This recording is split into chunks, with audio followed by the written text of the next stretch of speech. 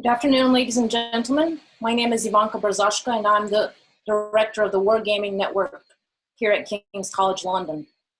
Good morning to those who are joining us from Canada, the United States, and Mexico, and good evening also to those joining us from India, the Philippines, South Korea, and Australia.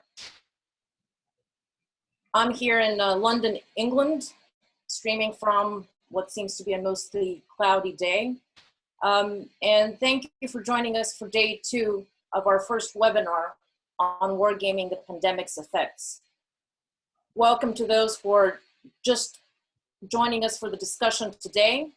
I'm glad to say that we've got over 90 people online joining us from about 20 countries. And this is another sign that what we're facing is a truly global problem. It's also an indication of the growing interest in wargaming to understand current challenges, but also as a tool to develop and to test theories of success for dealing with these challenges. Many of you are already familiar with King's.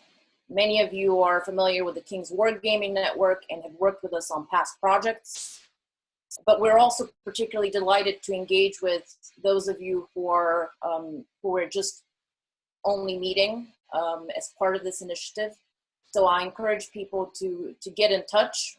I'm always interested to hear about what you're doing. I'm interested to hear about what you think are the most challenging intellectual problems that we should be focusing on. So please get in touch.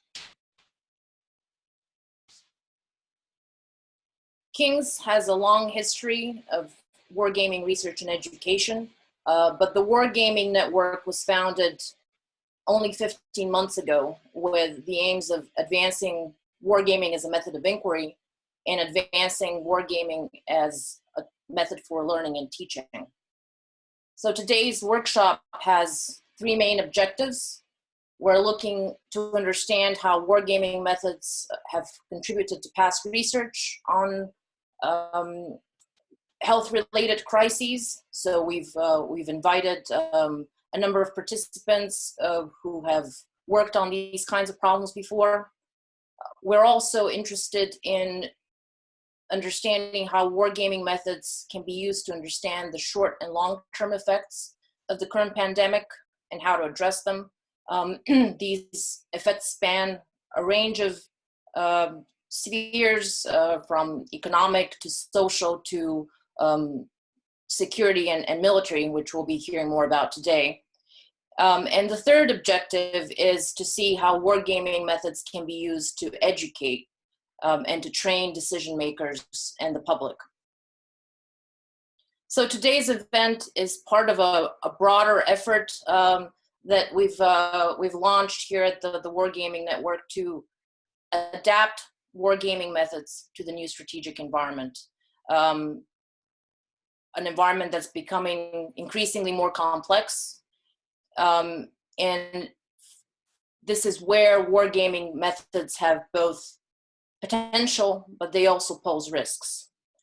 They have the potential to understand complex, uncertain environments and to make sense of phenomena for which real-world data is scarce, or for problems for which the factors and the logic of interaction are unclear. But wargaming methods also pose serious risks of false learning in also creating very visceral environments, visceral, immersive environments. And we can do better to address those risks. As you know, wargaming is not an established academic discipline. It's been practiced more as an art than a science. And wargames need to become more scientific if they are to be used for research and analysis, and especially if they are to inform policy decisions. So this is why we're gathered today, to advance the development and application of wargaming to deliver credible policy insights. We have 4 panels with 10-minute breaks in between. All of you should have received a copy of the agenda, which includes the abstracts for each presentation. And so we'll begin with 2 panels focusing on analytical methods, and then we'll do a deep dive into security threats and regional cooperation before ending the day with an hour discussion on next steps. So for the attendees, if you would like to ask a question, please type it in the chat box, and the panel chair will ask the speaker the question. And now we'll move on to the first panel. And our first speaker, who is Joshua Hai from BAE Systems, with a presentation on rapid wargame analysis. Josh, if you can share your screen. Trying to. Okay.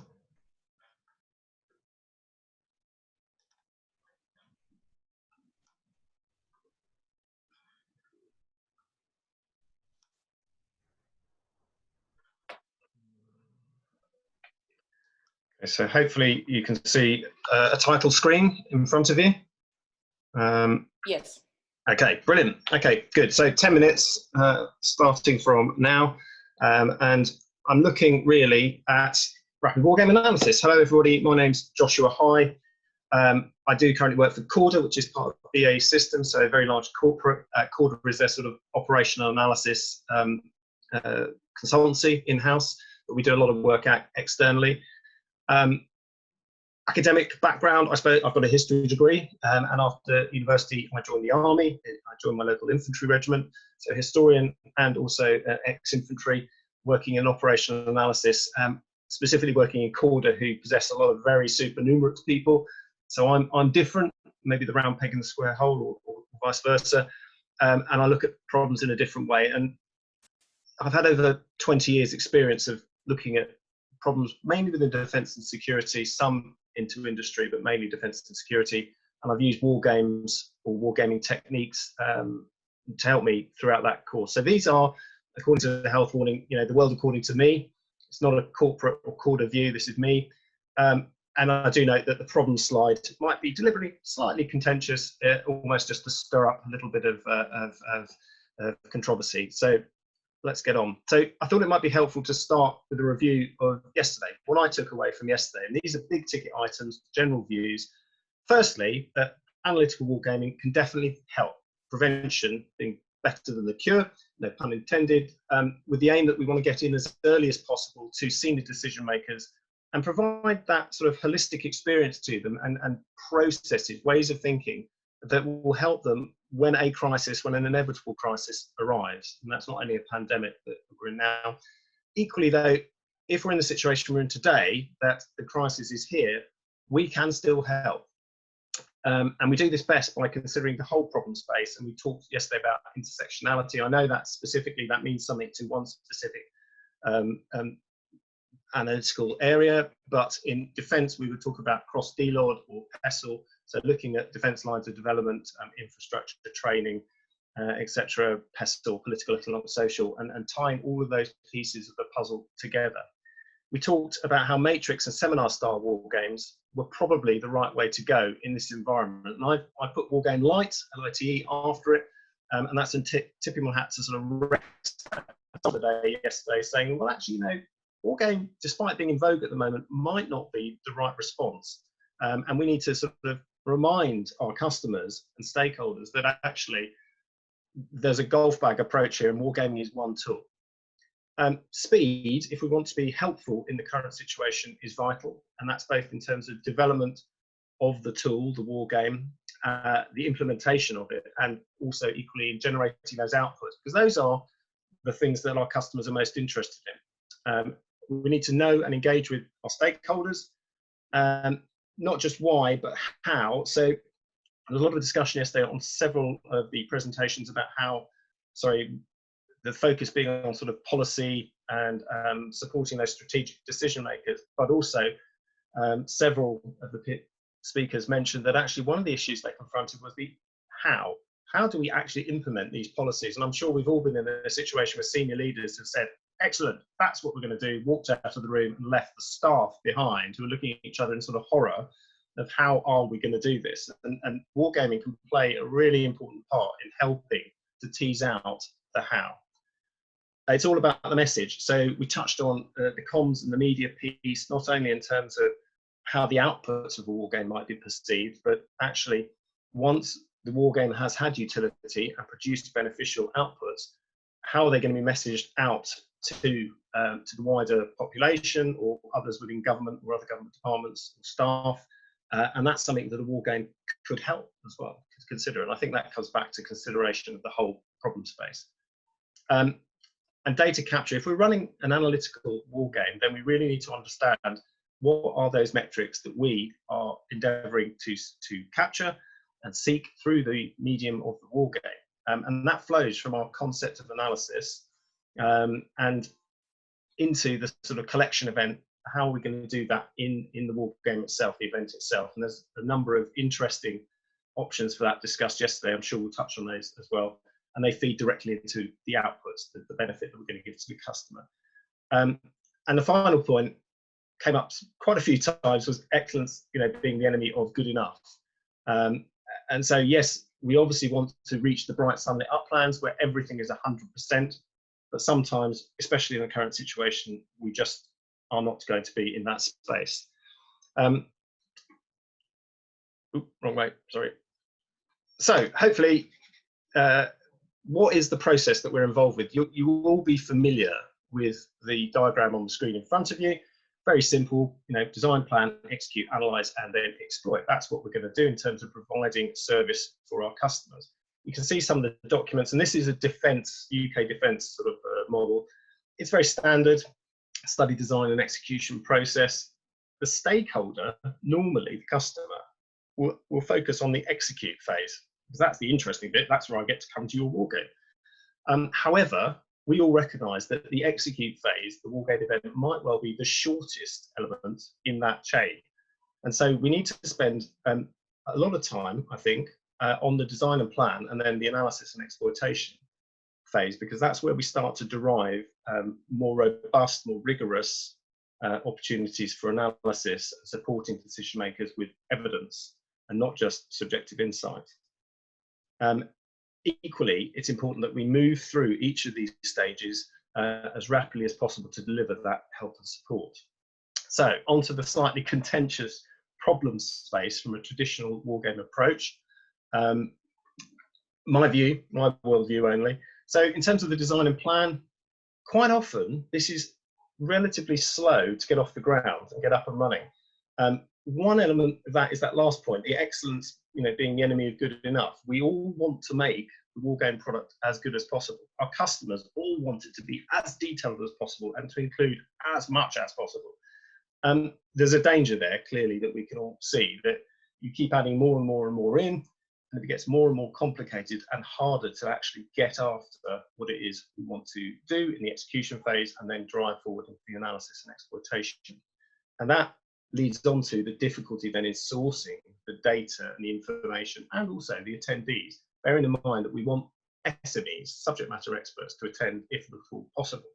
And I think we all talked about yesterday about the problem of sort of rubbish in, rubbish out. So we need to get our data captured and management plan set up at the start. What are we going to use? But equally, remember that maybe the 80% solution is where we want to be aiming at. If it's good enough to be helpful, then we just move and get on.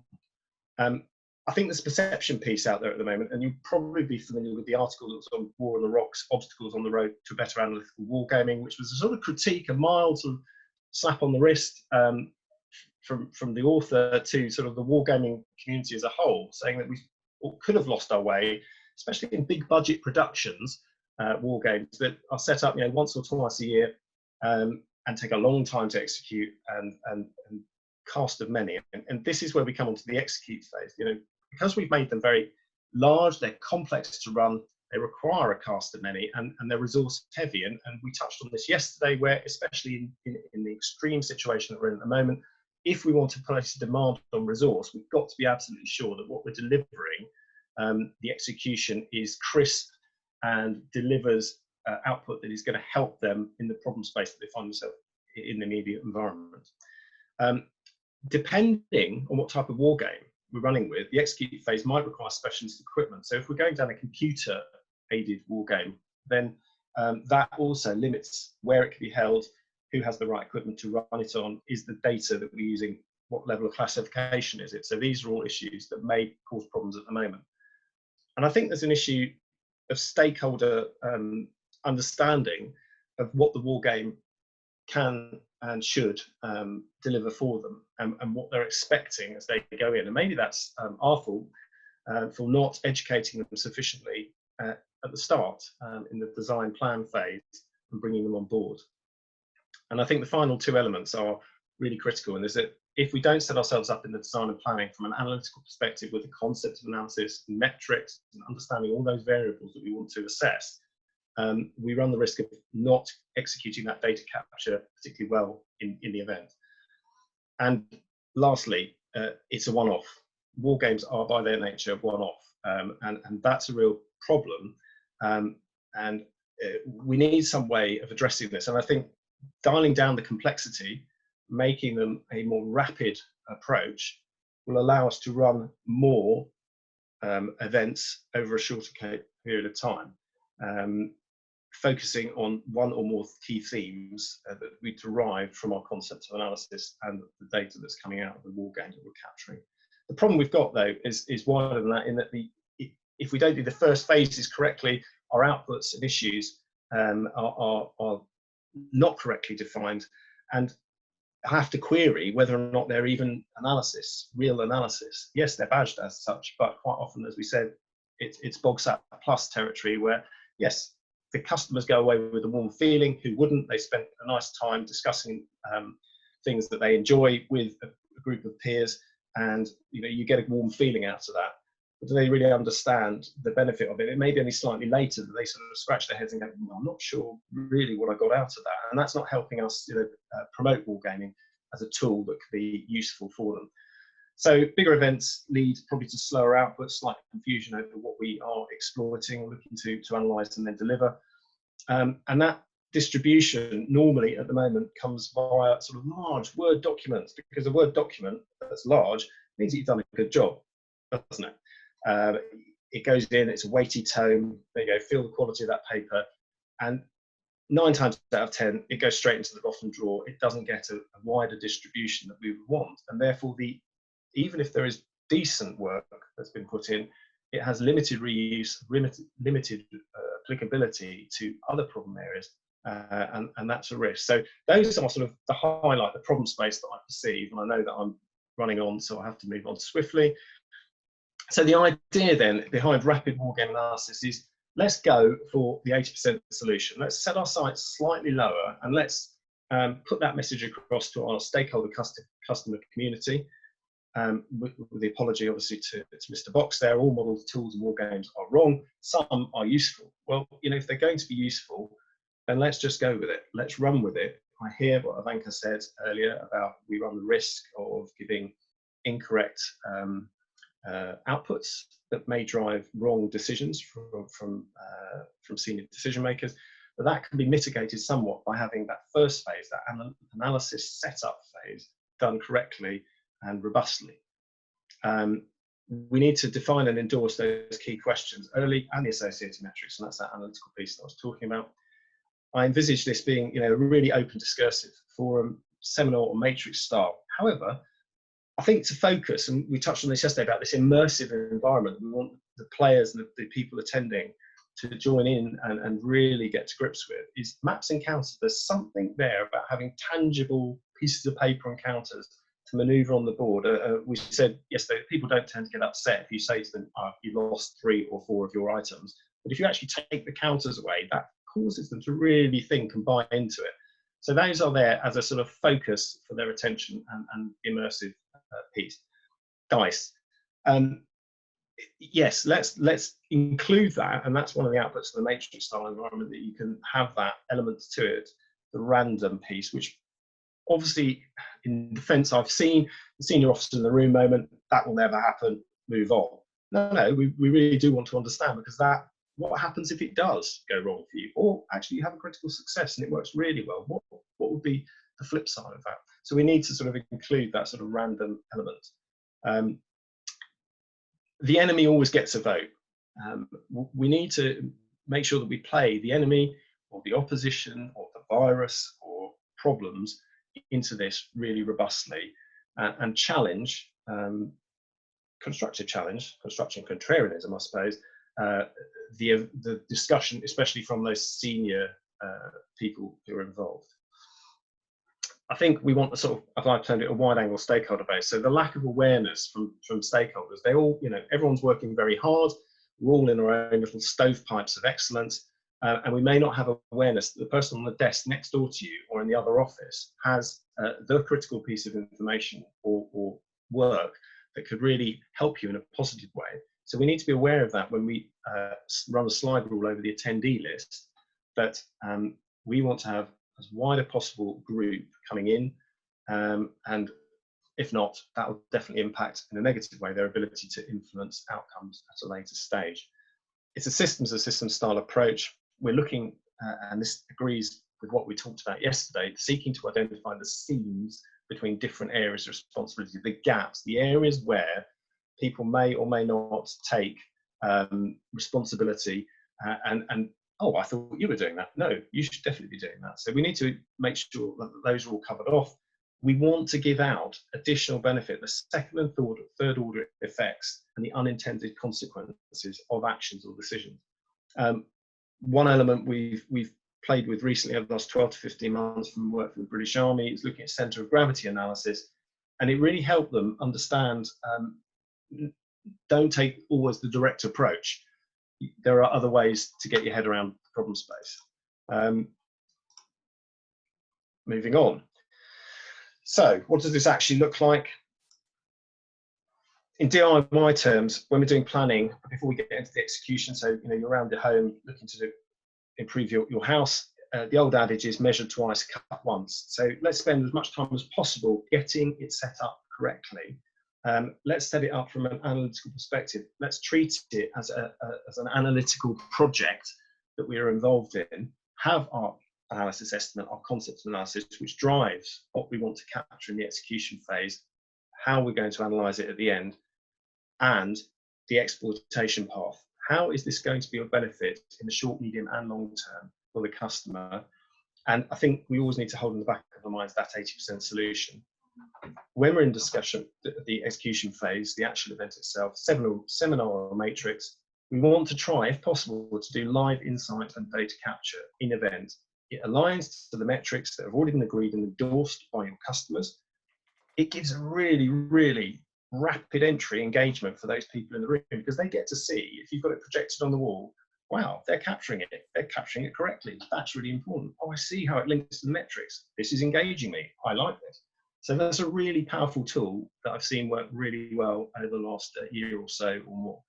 And as I say, it gives you a rapid endorsement, a sanity check, especially if you've got like a dashboard type approach, so that people can see at the breaks, right, decision point has been reached, here we are, this is the data that's captured, everybody happy, correct, move on. And you get a clear step through an endorsement of the process.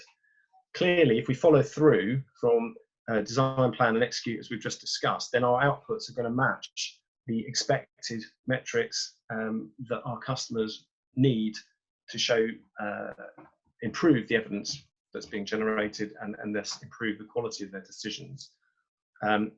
We want to see a rapid turnaround. It's no good saying, I will give you a Word document report or a PowerPoint or whatever it is in a month. We need to be much, much quicker at this. And that means that it's a short report, a briefing note, followed by face-to-face briefings. And those are absolutely key, I believe, for really getting points across and bringing people on board. And it's a great opportunity for your stakeholders to bring other peers into the loop as well, and show how this tool could really help them as well. And the idea is, if we do enough of these small, rapid 80% solution war games, that we'll be able to have a sort of more integrated analysis war game experimentation campaign over time that allows us to use this and keep coming back over and over again to test and adjust the information that we're learning. Last slide. Benefits. Thank you very much. Okay. Can you wrap up, please? Yeah, absolutely. I won't go through those. You can see them there. I think if we follow this sort of plan, it's largely what we discussed yesterday. It gives us benefit, but it also, more importantly, gives the customers, and you can see those there. Thank you very much. Thank you very much, Josh. Up next, we have Karim Gonzalez from the Mexican Navy, and he'll be speaking on unclogging decision-making bottlenecks through crisis simulations. Karim, pleasure to have you. Thank you for having me. Let me see if I can share my screen. Can you see it all right? Yes, perfect, thank you. Okay, brilliant. Let me get my video on as well so you guys can see me as well. There you go, should be working now. Okay, cool. Right, so thank you all for having me, and it's a pleasure to see some of the familiar names from the Department of War Studies, where I was able to be at a few years ago. So I know I'm quite short on time, so I'm going to get right into it. And my proposal is mostly geared towards this objective of training decision makers and giving them a tool for which they can help them navigate through this crisis. And it's probably going to be very similar to what the Matrix and the seminar style games that were mentioned or talked about yesterday, but I would like to expand on them. I do think that crisis simulations are some of the most comprehensive tools for this style of wargaming, and that's why I think it's an appropriate tool. Just super basic background: I was first exposed to crisis simulation as a wargaming tool back in my time at King's. I ran through the different crisis simulations that we've done at King's every year and still are done up to this day, and at other universities as well. And then when I came back to my home country of Mexico, I started collaborating with the Navy and the wargaming department as a wargaming advisor, and working mainly on crisis simulation, and here are a few pictures of a crisis simulation that we ran just this past December. So that's a little bit of the background in crisis simulation. So very practical. This idea is very practical. It's all about speed and accuracy of implementation. So the problem that I identify, and with experience of all the crisis simulations that I've participated and directed, is we've found a similar pattern in how can we manage this crisis, right?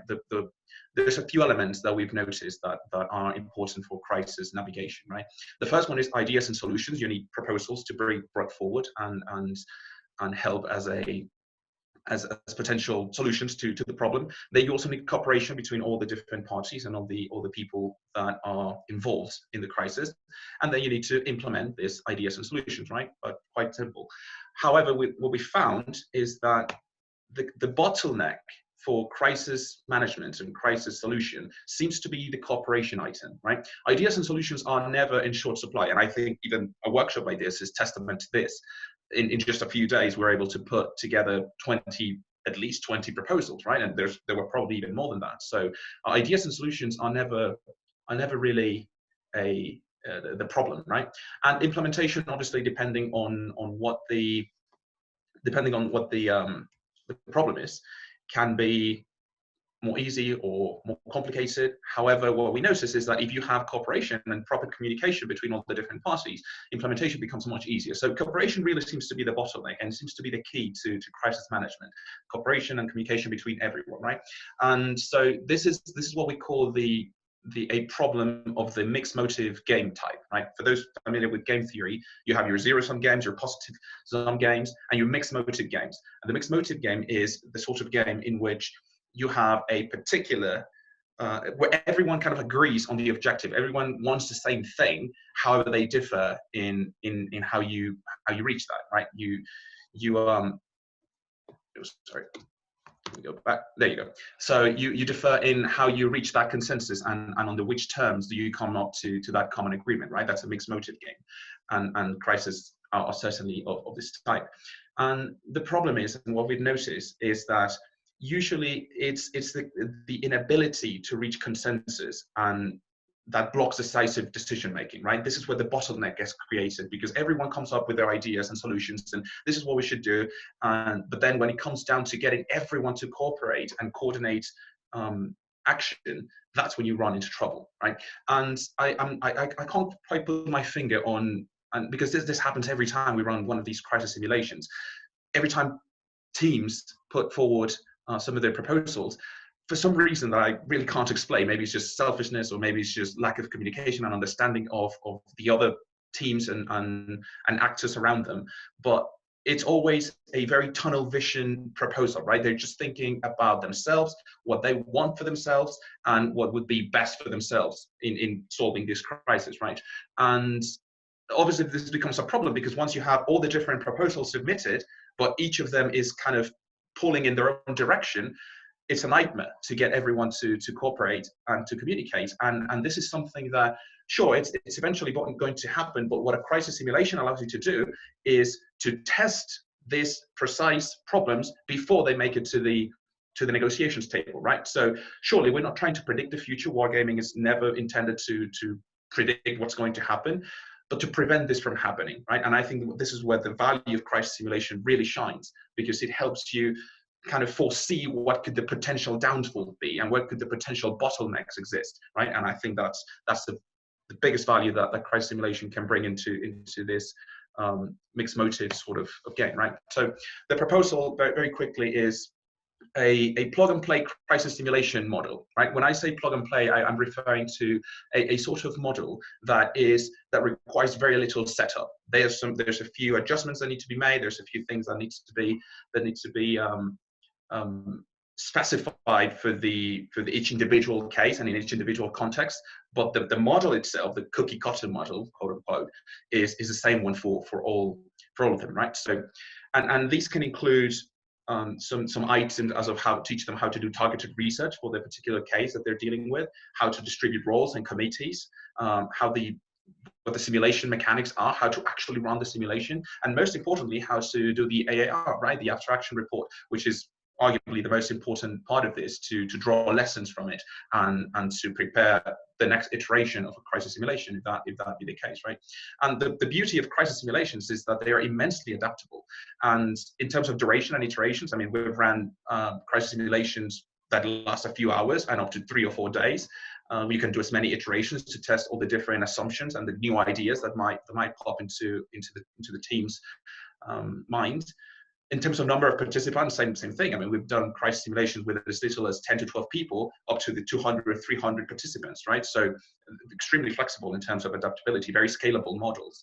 And the beauty about this is that although most crisis simulations that we always run in physical format, where we actually all at a venue, in actuality, most of the tools that we use to run the simulation are virtual, right? So it's a very smooth and easy transition from a physical venue to a virtual venue to where we can run this simulation. So it's not a problem. It's a tool that can very easily be implemented virtually, right? So the idea is that the team that helps implement this crisis simulation standard model, let's just say, that we provide the initial training.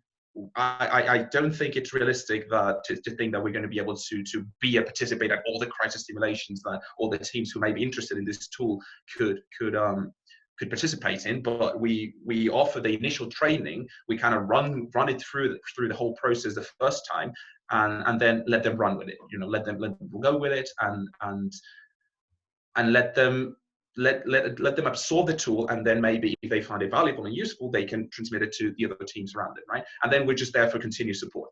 So certainly we're not going to be there all the time. However, what I think is valuable is that even if in this first iteration that we do with any of these teams, it can serve as data for us as the research team to do qualitative analysis for best practices and recommendations, right? If it's a tool that seems helpful, chances are that word is going to spread and more teams are going to be interested in it. And if we can detect the different patterns that we see as we go along, we can start coming up with some best practices and recommendations, right? So this is just a few pictures. That the reason why I think this is so appealing is because we already have all these tools. We already know what the structure of this crisis simulation looks like. I mean, we've done a bunch of them. This is just an example of one of the distribution of the chain of command, right? We already know what we need, how the structure needs to be set up, how committees should work, the supervisors, the media committee. We already have all this set up, right? The tools, for example, this is the one that we used at King's a few years ago.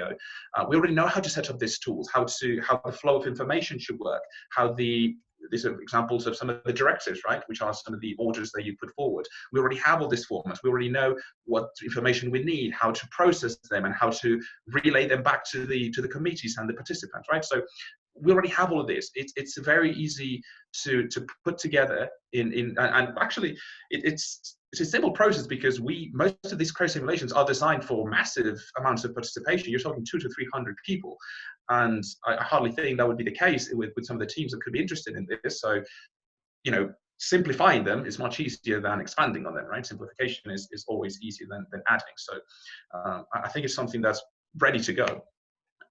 This is just an example that I'm going to skip over, but I can elaborate on it in the Q&A if you guys are interested to understand better how it would actually play out. And lastly, this is my last slide. So this is just like the summary of the crisis simulation pro. So it allows for a streamlined decision-making process that allows for prevention rather than reaction, right? So we can look at these red flags before they pop up in the negotiations table and in the cooperation talks, right? It's an inexpensive and quick to teach and implement model, as I talk about. It requires little to no equipment. Literally anyone with a laptop can participate in this sort of games. It's replicable and adjustable, as I mentioned. Data can be quickly synthesized as well. And it allows to test assumptions in safe-to-fail environments, which I think is something that would be most welcomed by decision makers and policy makers who may be free to explore these things without having severe consequences in their hands, right? And lastly, and I think this is, I'll close with this thought, is it could be a decision-making self-fulfilling prophecy. And what I mean by this is, and this is something that probably doesn't get talked about, but we've seen it, especially with military, but in reality, anything that involves leadership, is that a suboptimal decision taken with full conviction can be more effective than an optimal decision taken hesitantly, right? Because it gives you this source of morale, and it gives you the conviction can become self-fulfilling, even if the solution is not the optimal one. And it does increase morale because it allows teams and people who are fighting this crisis to see that their leaders and their decision makers are actually thinking things through. They're putting them through a system of testing, and they're not just winging it or coming up with them on the fly. They're actually taking it seriously. And that morale and the conviction can become self-fulfilling in making the decisions more effective. So I'll stop there, and thank you for listening. Thank you very much, Karim. And we'll start with two questions to both panelists. The first is, what do you see as the relevance of these methods applied to the current pandemic? And a question for Karim: do you make a distinction between simulations and war games?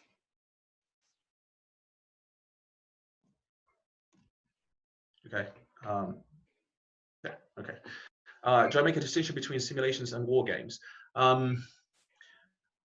They also, I mean, I consider simulation a kind of wargaming, right? A tool for wargaming. It's certainly a tool that is not looking to predict the future. It's not looking to, sometimes it's not even looking to give us answers as much as it's trying to allow us to shed a light on the questions that we might be overlooking, right? And from this sort of questions, you can draw conclusions and, like I mentioned, best practices and recommendations. It's certainly, I mean, in wargaming, it's certainly, usually you might not have this interactive blue team, red team dynamic, but in Crisis, I do think that's the case. And that's why Crisis simulations, I consider them a mixed motives game, because even though everyone is kind of looking for the same goal, which in this case would be to contend the pandemic and to overcome the pandemic and the challenges, there's still contention and differences as to how we go about doing it, right? Which is the example that I was going to explain, but you know, it was going to make the presentation run for a bit longer. But yeah, I do consider crisis simulation a type of wargaming in that sense. So just to clarify, what you're describing is this a process for? I mean, is the purpose educational or analytical? And analytical. I mean, the idea is for this to be actually able to be implemented, and for teams who are finding themselves unable to make decisive decisions, let's just put it that way, to be like, okay, why can't we cooperate? Why is this not working? And then the crisis simulation gives you this safe to fail environment to test these different assumptions. And I can guarantee that even one iteration of a crisis simulation would bring not only those problems to the surface, but many other ones that they probably didn't even consider. And that's the preventive nature of them. So we notice them before they happen in the real negotiation table, right? So it's preventive. So Josh, would you like to come back on how you see your method applied to the understanding the short and long-term effects of the pandemic? I think I have to agree with Karim, actually. It's about getting those decision makers and stakeholders. And I noticed somebody asked a question about, how do you differentiate between customer and stakeholder? To my mind, they're very, very similar in this instance. And exposing problem spaces, allowing people to have that structured debate that focused around the analytical structure that you've worked through with those customers and stakeholders to understand what is it you want, and almost the primary, secondary and third order effects of what is it you're looking to get out of this, and trying to cast the net as wide as possible. And I like the idea of the mixed motive piece that we've just heard about, because actually we get those stakeholders in the group, everybody's got their own agenda. They might be part of the cabinet or the government and therefore toe the party line, but actually individually, individual government departments will all have their own message they want to get across, their own corner to fight. And they're all constrained by resource. So, you know, that's a good example of how something like this would be able to expose some of those issues for wider debate, discussion, and at least then everybody is understanding the entire problem space.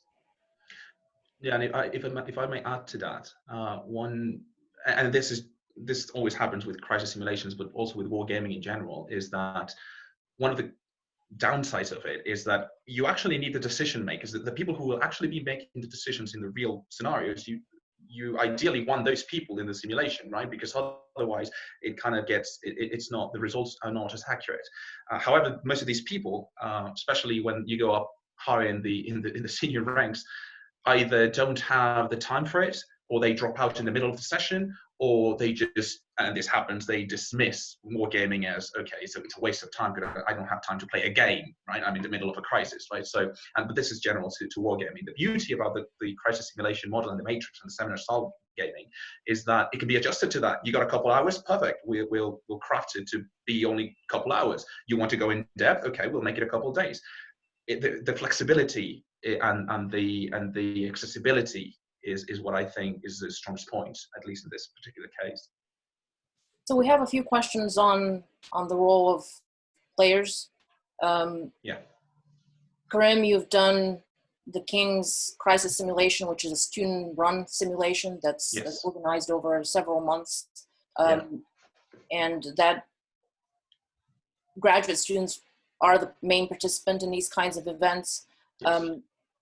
To both panelists, do you see value in non-experts playing these games, and for what types of research questions? So, if I may, yes, I think I do see value in it. So this comes back to your original question to Karim, I think, about education or for analysis. And I think actually we may say that this is for analysis, but it has an underlying, not very far beneath the surface, sort of educational perspective as well. So we're looking to sort of help provide a process for people that allows them to deal with this multifaceted problem, and knowing that there are the mixed motives from their own peers and stakeholder communities that they need to draw on to deliver solutions. The question, I think, was continuity of players or different players across iterations. I mean, ideally, you would want to keep the same players if possible. We all know that actually in a military environment, that's really hard because they have postings and they move in and out of jobs at irregular or irregular points. And that's true in companies as well. You may speak to a manager in one day, and then the next week he or she is gone and has moved on for whatever reason. Ideally, those people will be interchangeable because they are selected for a post or a role because they've got a skill set and then should be able to apply their judgment and experience. You may lose, as we all know, you may lose a little bit of time for sort of reading at the start, but it should work. It shouldn't be a showstopper.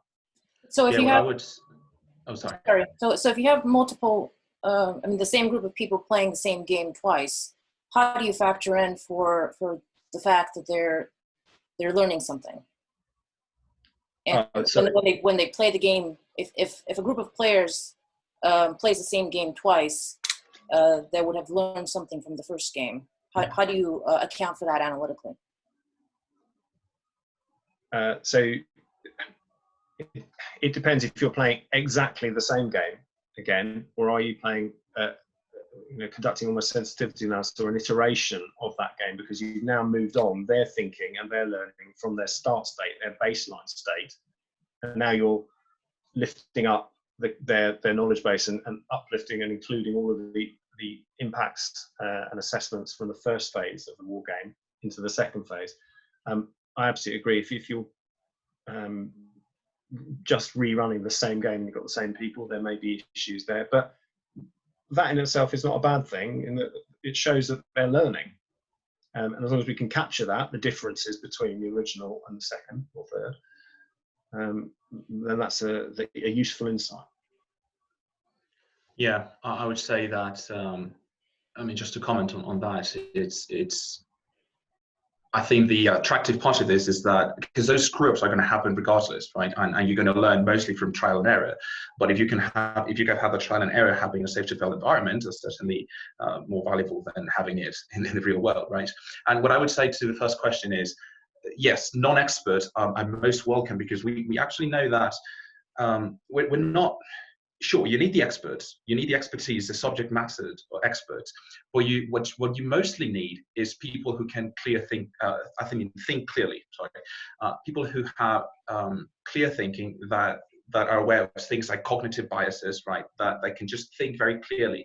And usually, and this is a phenomenon that happens not only in wargaming, but in academia in general. Sometimes solutions come from the outsiders, right? Because experts, sometimes we're so narrowly focused on our topics that we are just completely oblivious to the outside and to alternatives that could be very valuable, but they're outside of our view, of our plane of view, because we're just so narrowly focused. And non-experts are the ones who can bring insight from their own fields and maybe give us some ideas that we really didn't even consider, right? So there's certainly a room for them, and it's not. If you combine people who can think clearly and with the experts and outside influence, that's a very nice mixture for problem solving, which is ultimately what we're trying to do. We're just problem solving. Well, thank you both very much. There's a number of other questions on the chat, and I would encourage you to answer those during the next session. And I'll turn over to Dr. David Banks, who will be chairing panel 2. Thank you.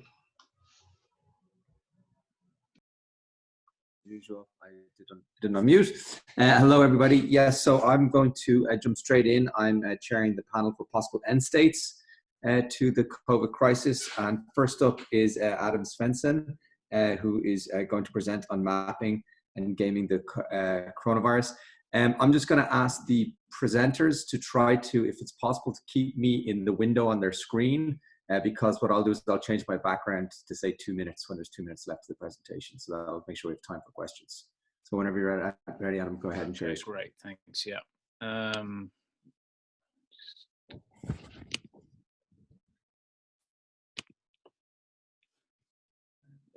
Full screen. Okay, hopefully you can all see my slides and hear me.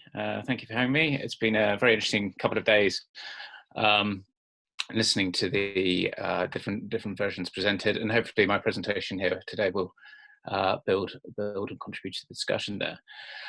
So a little bit of background about myself quickly. I'm an intelligence and defense strategist, researcher, educator, and consultant. And I wear those very different sort of hats and do those very different tasks. And what I'm going to talk about to you all today is mapping and gaming the COVID-19 coronavirus via intelligence engineering. So by way of a quick introduction, really, intelligence engineering essentially consists of an intelligence engineering framework, which is relevant, as displayed there on the slide.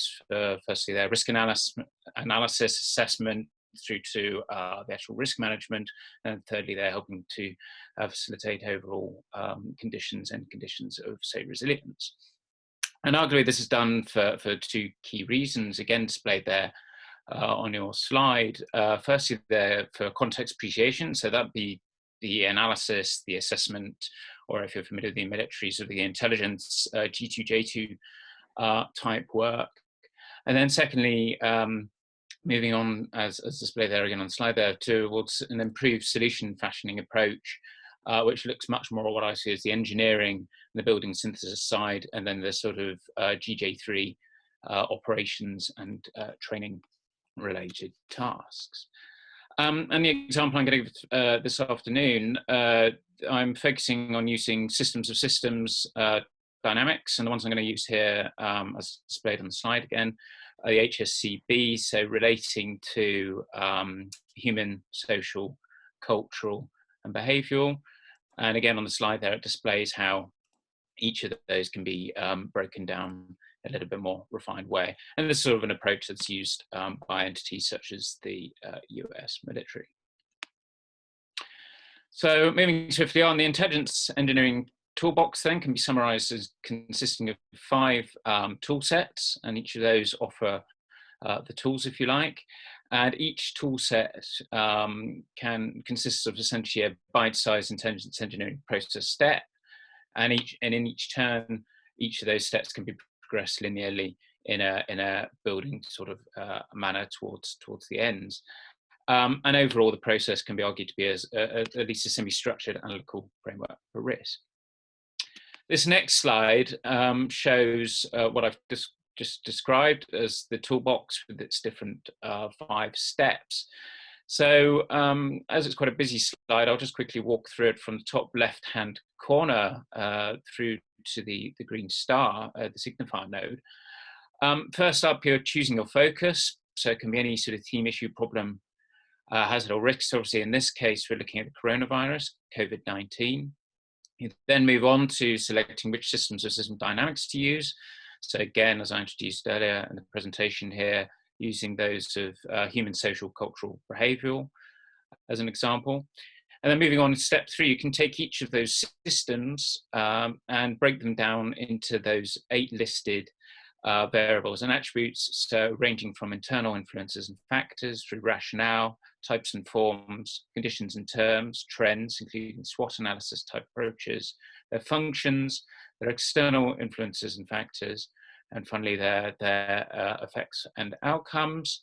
And in turn, each system variable behind that, as you go on to the next step 4, can be broken down into a series of different levels, which range at the sort of the highest, the broadest, the most macro at the top there, ideological, down through to the most personal there at the bottom, or the lower micro ranging levels.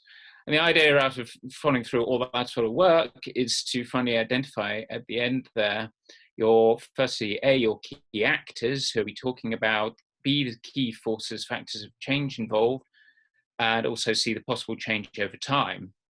So here we can summarize that as captured there in the bottom left-hand corner of the slide, about the players, the relationships, and the drivers involved, with the particular means, motives, and opportunities that can be identified.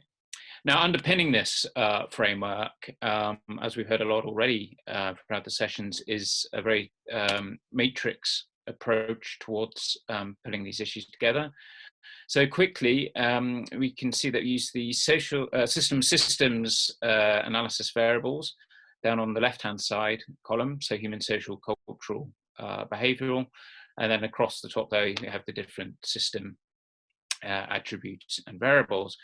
And just showing as a quick example, you can see how you can roughly fill out the different matrices and identifying areas of where you perhaps don't know so much, and essentially just putting in a lot of questions to help query and identify a little bit more about what is going on.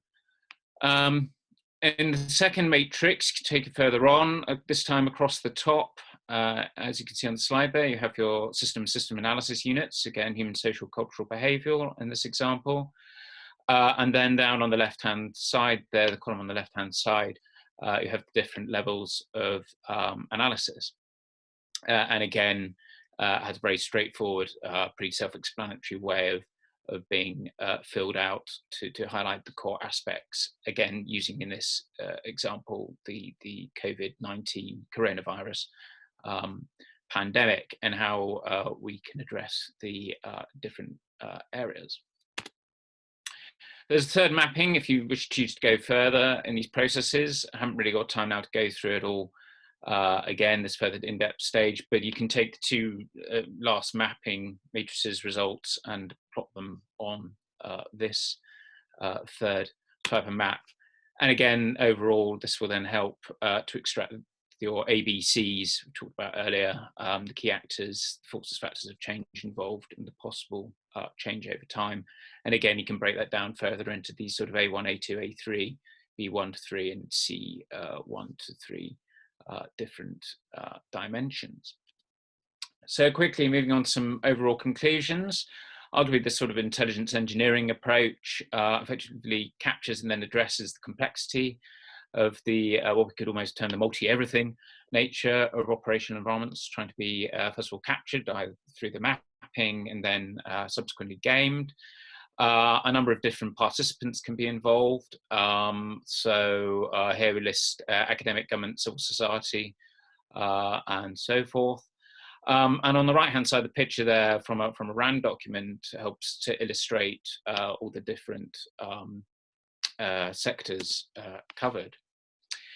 It can also, do classical sort of intelligence analysis work, help fill the gaps, cover any missing dimensions, join and connect any the so-called dots, and help people think outside of boxes in terms of particularly the classic known knowns, unknowns, and all the rest of it. And again, as illustrated there on the right-hand side of the slide, across all the different domains of operation.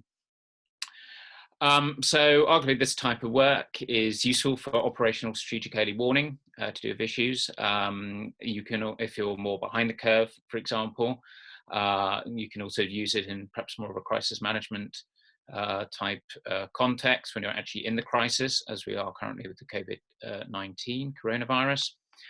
And again, there are a number of pretty standard points there for what it seeks to give in terms of its added value. So overall, it can help with sort of intelligence optimization, if you like, and then move towards looking at how we can best transform events and developments for our best sort of opportunities and possibility reasons.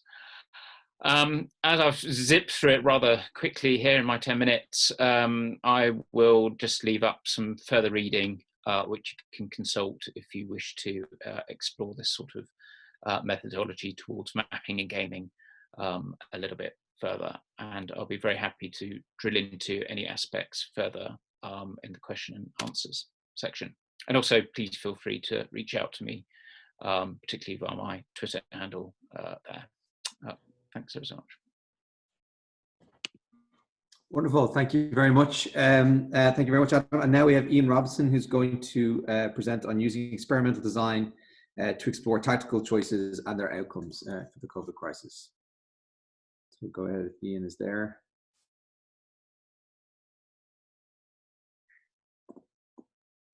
There's Ian there, and he has slides.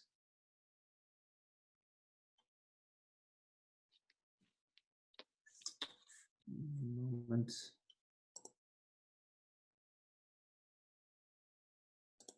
Share. Sorry, got it. Oh, that's great. Okay, good afternoon from North Yorkshire. We've got a short YouTube video to show you with about a 2.5-minute introduction, followed by 6 to 7 minutes meat and gravy of what we've done. So enjoy. This presentation came about through a process of repeated play, experimental in its nature but serious in its approach, by the application of a technique called designed experimentation. It started through reviewing existing material from the Connections UK website and spotting a very simple game called Take That Hill and wondering how it is best played. Simple games are good because they boil a problem down to its bare essence. In Take That Hill, we pondered on what strategy Blue should adopt. Ian and myself approached this question from very different directions. As a dyed-in-the-wool computer scientist, I approached it from a procedural, process-orientated direction, identifying data structures that describe quantifiable aspects of the microworld, and then the processes, that is the rules of the game, that worked over the data structures. This is related to the notion of playing a war game through the use of the wargaming schema, internalised in humans, as described by Peter Perler in his Art of Wargaming and his insightful Connections UK 2013 talk. The assumption being that the game would iterate using these wargaming schema to a finite endpoint. As part of the schema, Blue developed strategies of repeatable legal moves of the game's playing pieces. This results in a bottom-up sequence of processing, looking for emergent themes. The downside is that although you can play a game and possibly win a game, you don't know exactly how it's best played. Ian, by contrast, is a physicist by first calling. He is more taken to mapping and understanding real-world physical processes, having a 30-year career in the chemical industry as a troubleshooter. He is what I call a ruthless finisher, by virtue of his commercial training. When a complex industrial process goes bad, it needs to be beaten back into shape. understood and new systems of control imposed on it. Designed experimentation is a powerful technique, intrinsically parallel, investigating multiple variables for finding optimal solutions in the chemistry of the process. Designed experimentation has a generate and test methodology allowing for the non-intuitive combinations to be tested. In game terms, it discovers novel winning strategies by marrying these two approaches together. That of micro-world design and designed experimentation, a productive research combination was found to investigate Take That Hill, and we were quite happy with that. What occurred next was the COVID-19 pandemic, something totally unplanned and seemingly unrelated. However, Ian formed a data connection between these two phenomena and found that designed experimentation could provide some insightful analysis on the outbreak. In this case, a good solution is the recognition of a strategy that results in the overall reduction of deaths. Instead of building our own micro-world, this time we used an existing epidemial model. Welcome to this presentation by Mark and Ian. We are a pair of PhD scientists collaborating under the banner Hearts of Oak.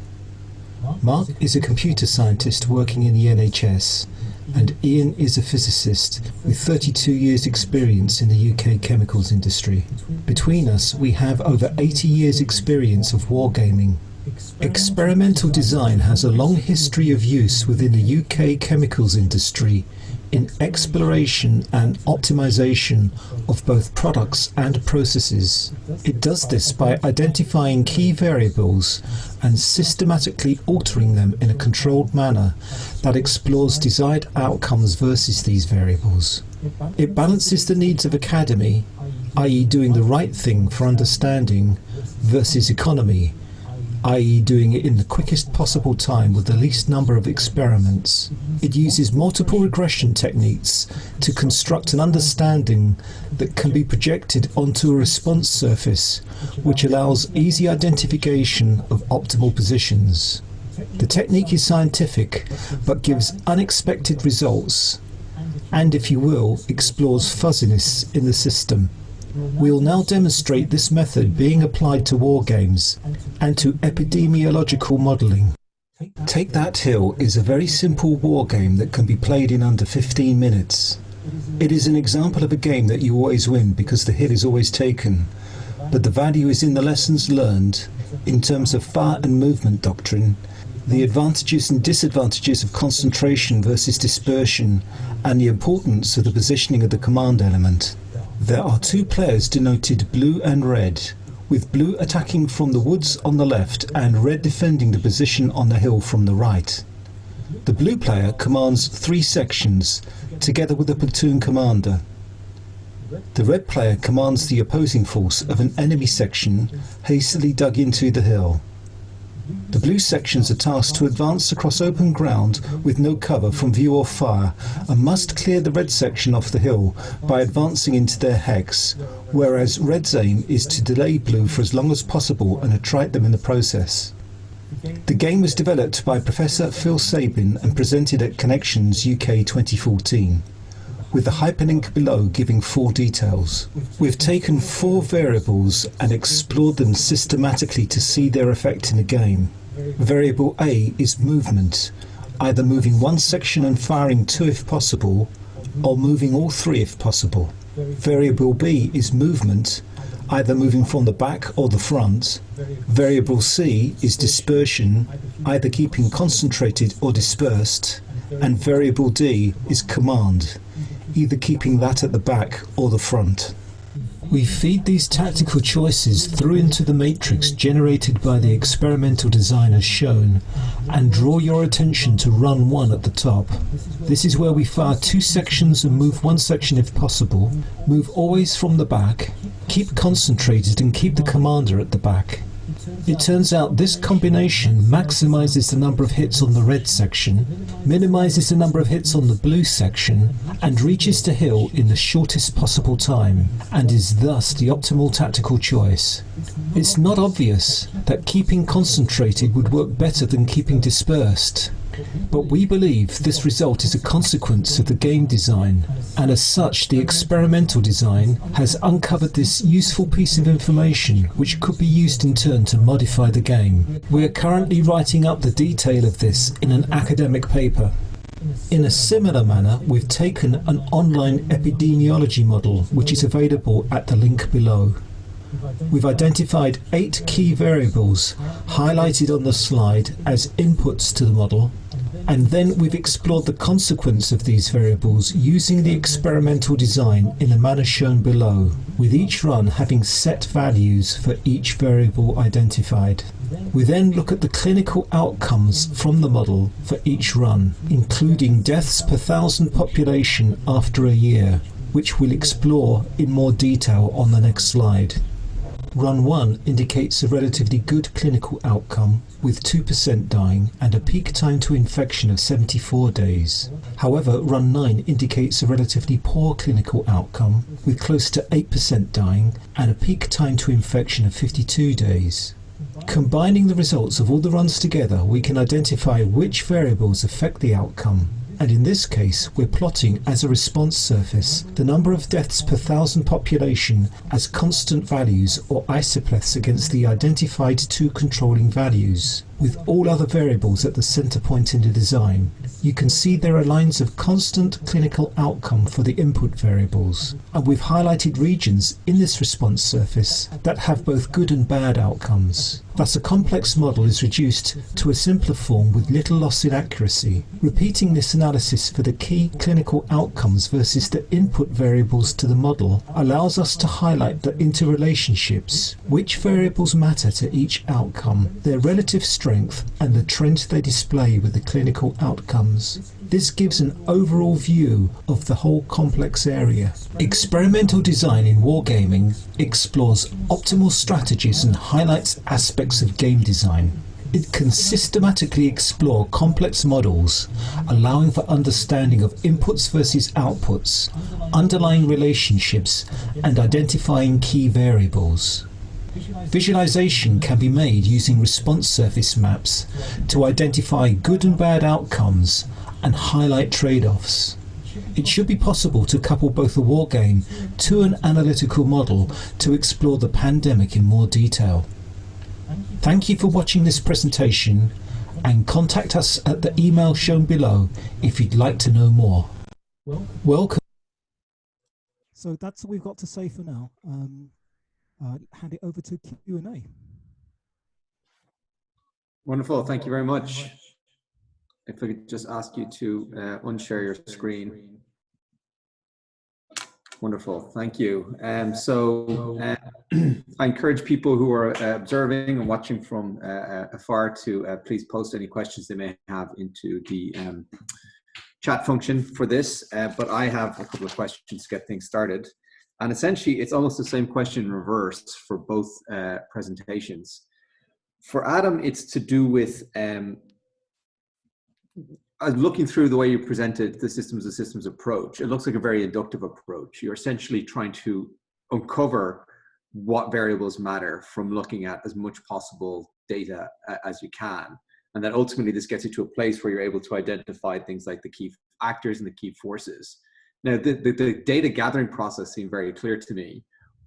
I'm interested if you could explain or elaborate further on how then, once you've identified all these variables, you're sure that you're identifying the key, the weightier ones. You know, once you've got all your actors or all your forces, that you're confident that you're saying, well, these are the most important actors and these are the most important forces. And then the question I have for Ian is almost the reverse, which is, it seems to me this experimental design system is one in which you have, as you use when you give the Phil Sable example, you have the rules and you have the variables, and you're trying to then assess what the kind of maximum kind of interactive impact is of these variables. But so then my question to you guys is, what if the model's not the right model? What's this experimental design give us that kind of more standard, just statistical forecasting is not giving us, right? What's the value added here in terms of predicting the outcome if it's using other models, variables, so to speak? So I'll ask Adam to answer his question first. Thanks. Yeah, no, that's a good question. The idea is really to take this approach for a workshop approach. So have a group of different people working on it. And then you've got the prospect of, by the end of the workshop, being able to, when they've worked through the matrices, to then compare their different results. So you can break it up in a number of different ways, say a number of different tables. You can even have individuals, say, filling out each of these matrices.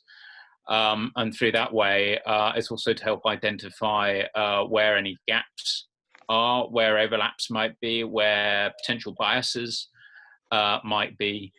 So it can be run over different sort of time scales. So like I say, you could do it in a sort of a context where you just have constantly going, say, a workshop every period of time. And then you could have, say, a workshop that maybe occurs before a crisis. You could then do one in the middle of the crisis and just sort of see what pitch you get at the end if you compare the what I call sort of the hot wash-ups at the end of the games.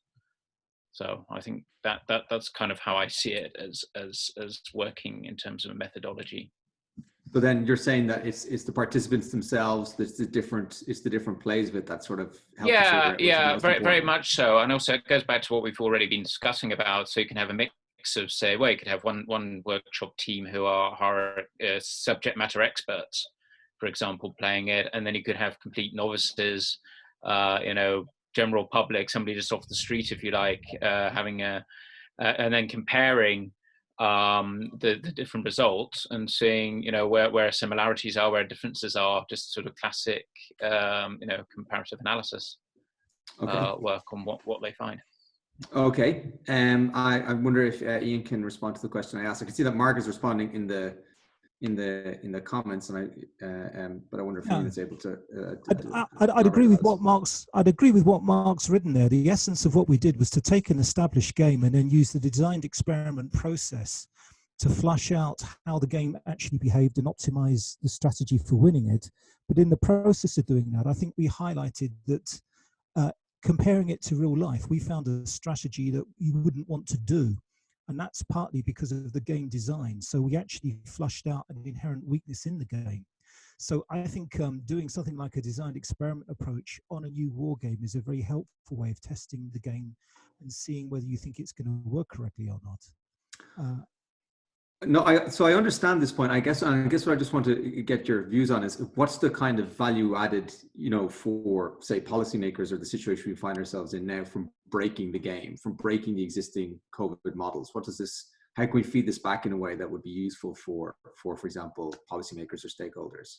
Well, the important thing is that your game is a proper simulation or a realistic simulation of what you expect to happen. So if you have a poor game, and you then get policy stakeholders basing, we only have one roll of the dice in the COVID-19 crisis.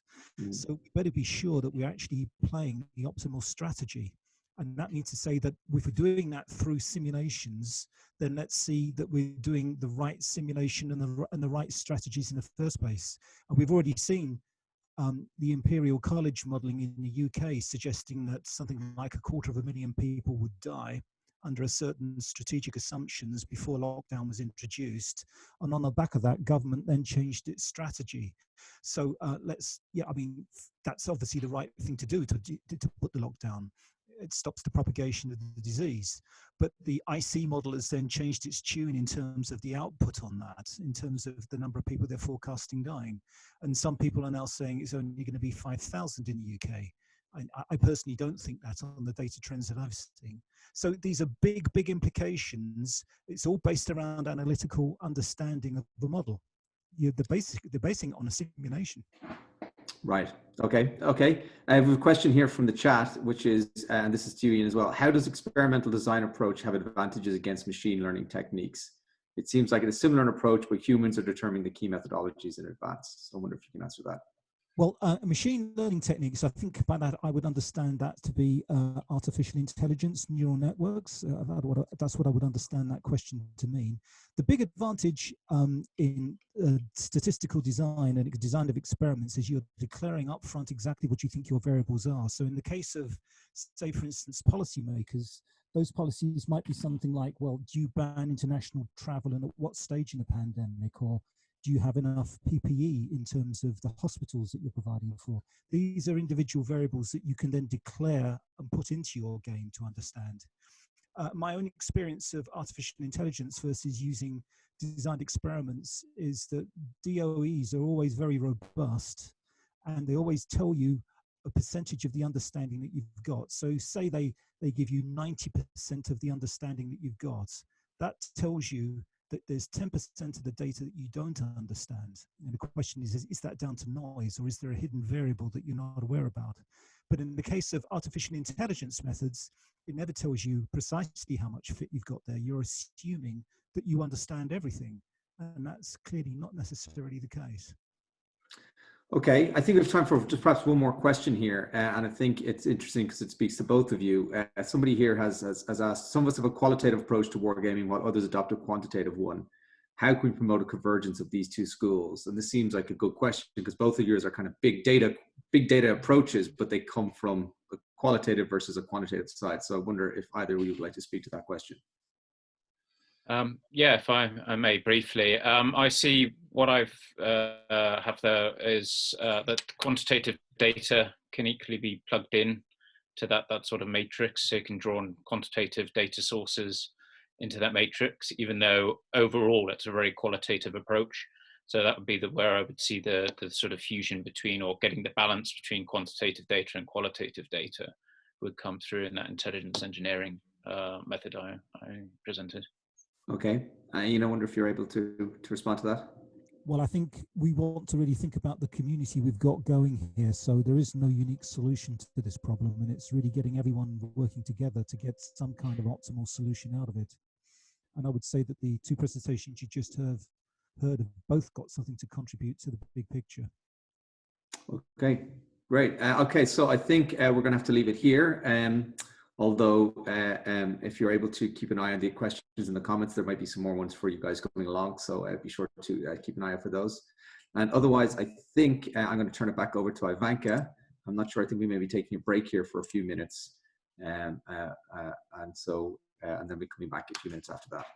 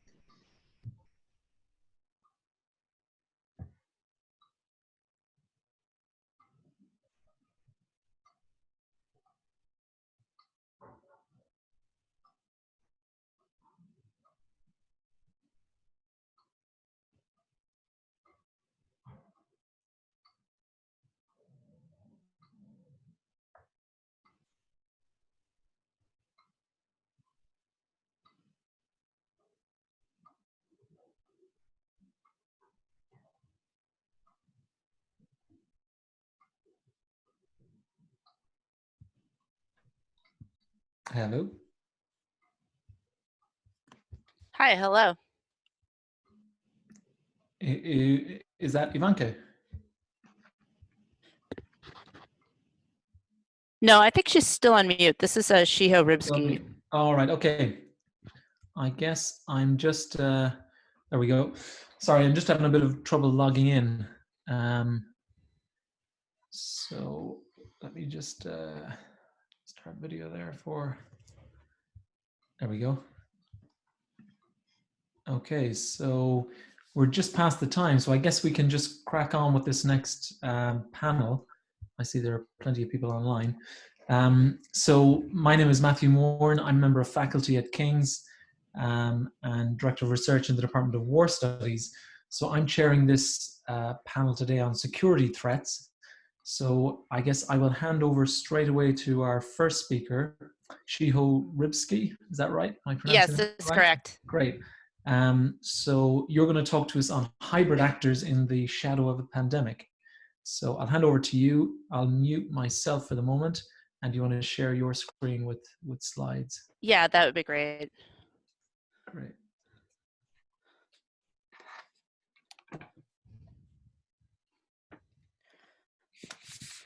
Okay, thank you so much, and really appreciate the invite to this this virtual conference.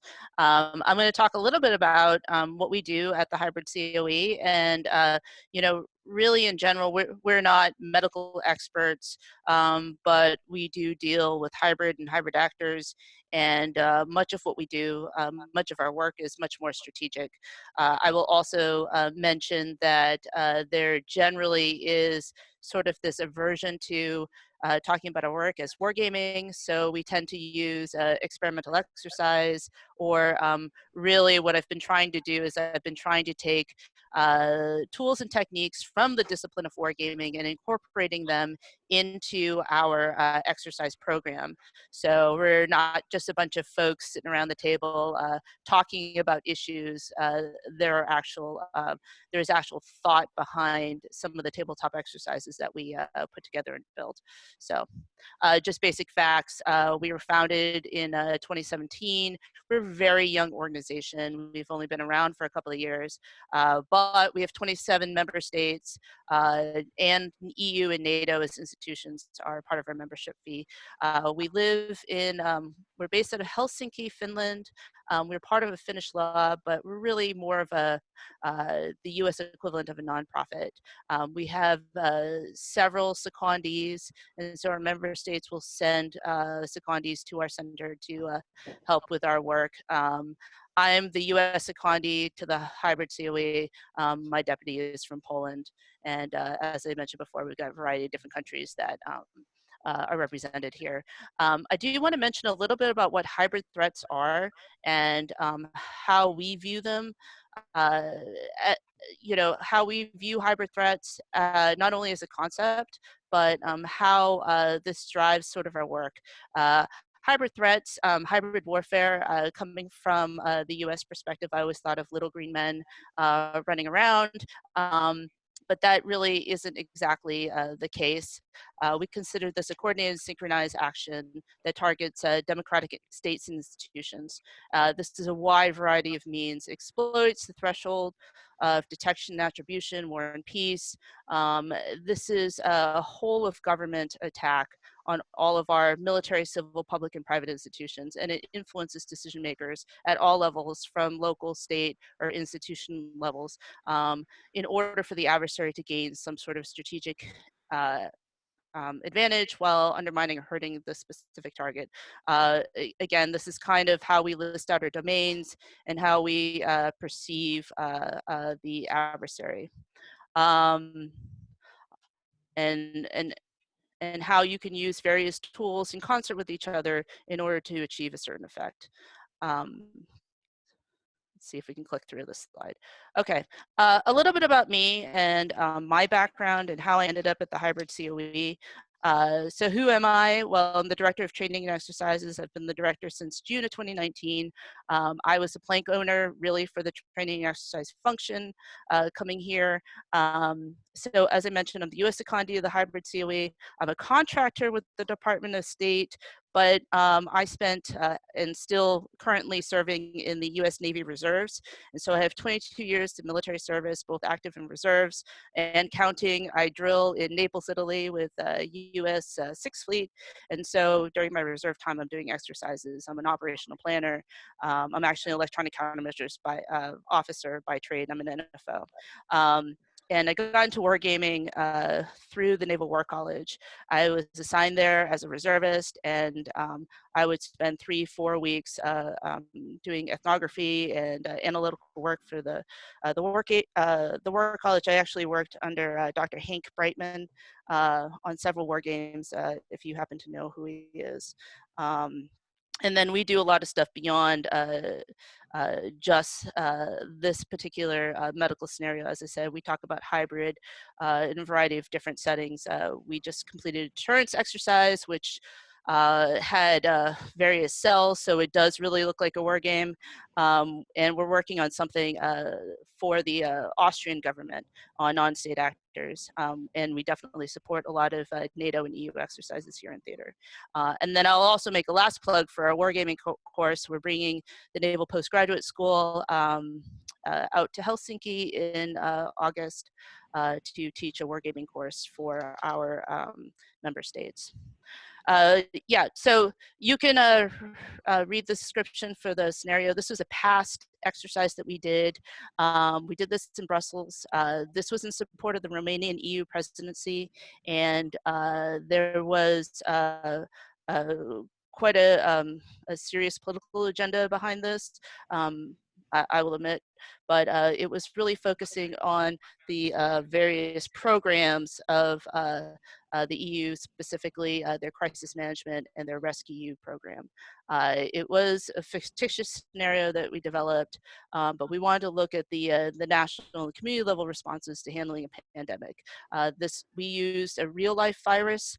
We based it on a real life virus that had a respiratory virus that was highly contagious. And we brought in some Romanian medical experts in order to help build our scenario. Okay, what made a good scenario? I was part of the team to draft and build this. Again, when you talk about building scenarios for strategic decision makers, you sometimes have a very limited amount of time.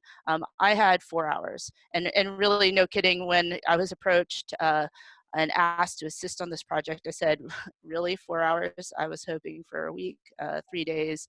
I mean, when you're really used to doing very deep dive analytical work, it's hard to really compress all of that in a short period of time.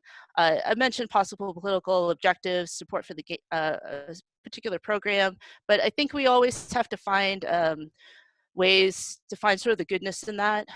Yes, strategic decision makers may come with their own political agenda, but our goal here is to know the audience and understand if there's anything of value that we also can gain from a research perspective as an institution, and then obviously educate strategic decision makers on a very specific time critical program. These are some of the tools that we used, particularly when we're building scenario. I really wanted the strategic decision makers to feel invested in what was happening. We did a very escalatory pandemic, a virus that required a serious amount of ventilators. And as I mentioned before, we did this in February of 2019. So to me, when we built this scenario, we really wanted to make the strategic decision makers aware of a very particular problem within the EU. We also want to kind of throw them a bone. So we wanted to do some predictable patterns. It's a confidence builder. Oftentimes, that's what people first gravitate to. So you want to give a couple of softballs to them so that it keeps people engaged. I mean, if you have a very difficult scenario and you ask very difficult questions, you know, oftentimes, especially if they don't know the answers and they feel like they are expected to, they may shut down a little bit. I always like to keep the groups as diverse as possible and small. I like 10 to 12. That is the maximum I prefer for some of these small discussion groups. I believe that that allows for a lot more of sharing of best practices. It opens the conversation up to allow everybody to have an opportunity to speak. And I love the element of surprise. That was one of the things that we built into this scenario. All of the injects, even though they were hourly, they were all surprising to the participants, and that was really the point. You know, bring in an element of the unexpected, because it really is boring to sit around a table and talk and do a scenario-based discussion when you already know what the questions are beforehand, or you already can predict what's happening. And some of the other critical elements mentioned that we're not a medical facility, we're not doctors here. So it was very important that we made sure that the pandemic events and the accurate depiction of the pandemic events, the virus and everything else was correct. And so that goes back to knowing your audience. Our audience was a mix of strategic decision makers, government officials, and medical professionals. So we wanted to make sure that it was engaging for everybody. And then, of course, we're the hybrid COE, so we want to amplify the hybrid activity, the disinformation, the cyber attacks, and other elements that could potentially be surrounding a pandemic event like this. Yeah, you know, running through just some key scenario elements. You know, we picked a medium-sized country. We wanted the virus to appear like the flu, so that more serious patients required respirators. We had, in conjunction with this, the spreading of this virus, we had forest fires in neighboring countries, which also needed these ventilators. And we wanted to build in sort of that element of confusion and uncertainty. You know, is it really the flu or is it this virus? And then also we wanted to stress the NATO EU membership in this particular case. So I'm just going through these slides really quick, but this is really to show that, again, we really did our research. We really made sure that we understood what would actually happen in a pandemic event. And again, it's really interesting that you know, life imitates art in this particular case. But some of the hybrid elements that we brought into this pandemic is that we wanted to increase the anti-government propaganda. Whether it's misinformation or disinformation, we wanted to show what the information environment was out there for the strategic strategic decision makers, and you know, give them a chance to figure out what they would do if there was you know, the spreading of disinformation or false information. How would they establish a good positive narrative for their people, and really try to prevent those riots and the panic that would ensue. You know, we understand the value of media and media as a positive and possibly a distractor, you know, special interest pieces coming out. That's how we, were part of our scenario. And then we also want to incorporate a little bit of the cyber attacks, building in the confusion in the medical system, cyber attacks on the hospitals, or what if patient records were just missing information. So. Our scenario featured an upcoming election, so we allowed the pandemic. We looked at how a pandemic could potentially influence election results, whether it was lack of votership or lack of support from the population. You know, and then really understanding what neighboring countries would do to help. Would they offer help? And then, you know, in many cases, they would not, and that came out of our exercise. And then, you know, we threw in our wild card, which was this country C, and asked ourselves what would happen if the components for your life-saving equipment were potentially manufactured elsewhere. How would you get a country outside of the EU and outside of Europe to engage and assist you if necessary? Talked a little bit briefly about the results. Again, you know, our citizens. Gio, can I just interrupt just to say you're pretty much out of time, so if you can just sum it up there for us. Sorry, I have to want to make sure everyone gets equal opportunity. Yeah, sure, absolutely. And yeah, you can read the results and then, you know, the final action. And you know, as I said before, these things are currently happening within the COVID-19. We're still seeing it, the disinformation, the cyber, the diplomatic, military, and cultural. So this is my last slide. Thanks. Okay, great, thank you. So we'll move straight on then to the next presentation. I just want to make sure everybody has enough time. So on the program here, it's JD Work. Are you ready, JD? Oh yeah, ready to go. Okay, well, I'll hand straight over to you. Trying to share and unmute and all the rest. It takes a bit of getting used to this. Indeed. Thank you very much for having me. Always a pleasure to speak back at King's and engage with our folks over on the other side. I'm JD Work. I'm dual-hatted between Marine Corps University and Columbia University. I will skip bios and introductions. Most folks do know me.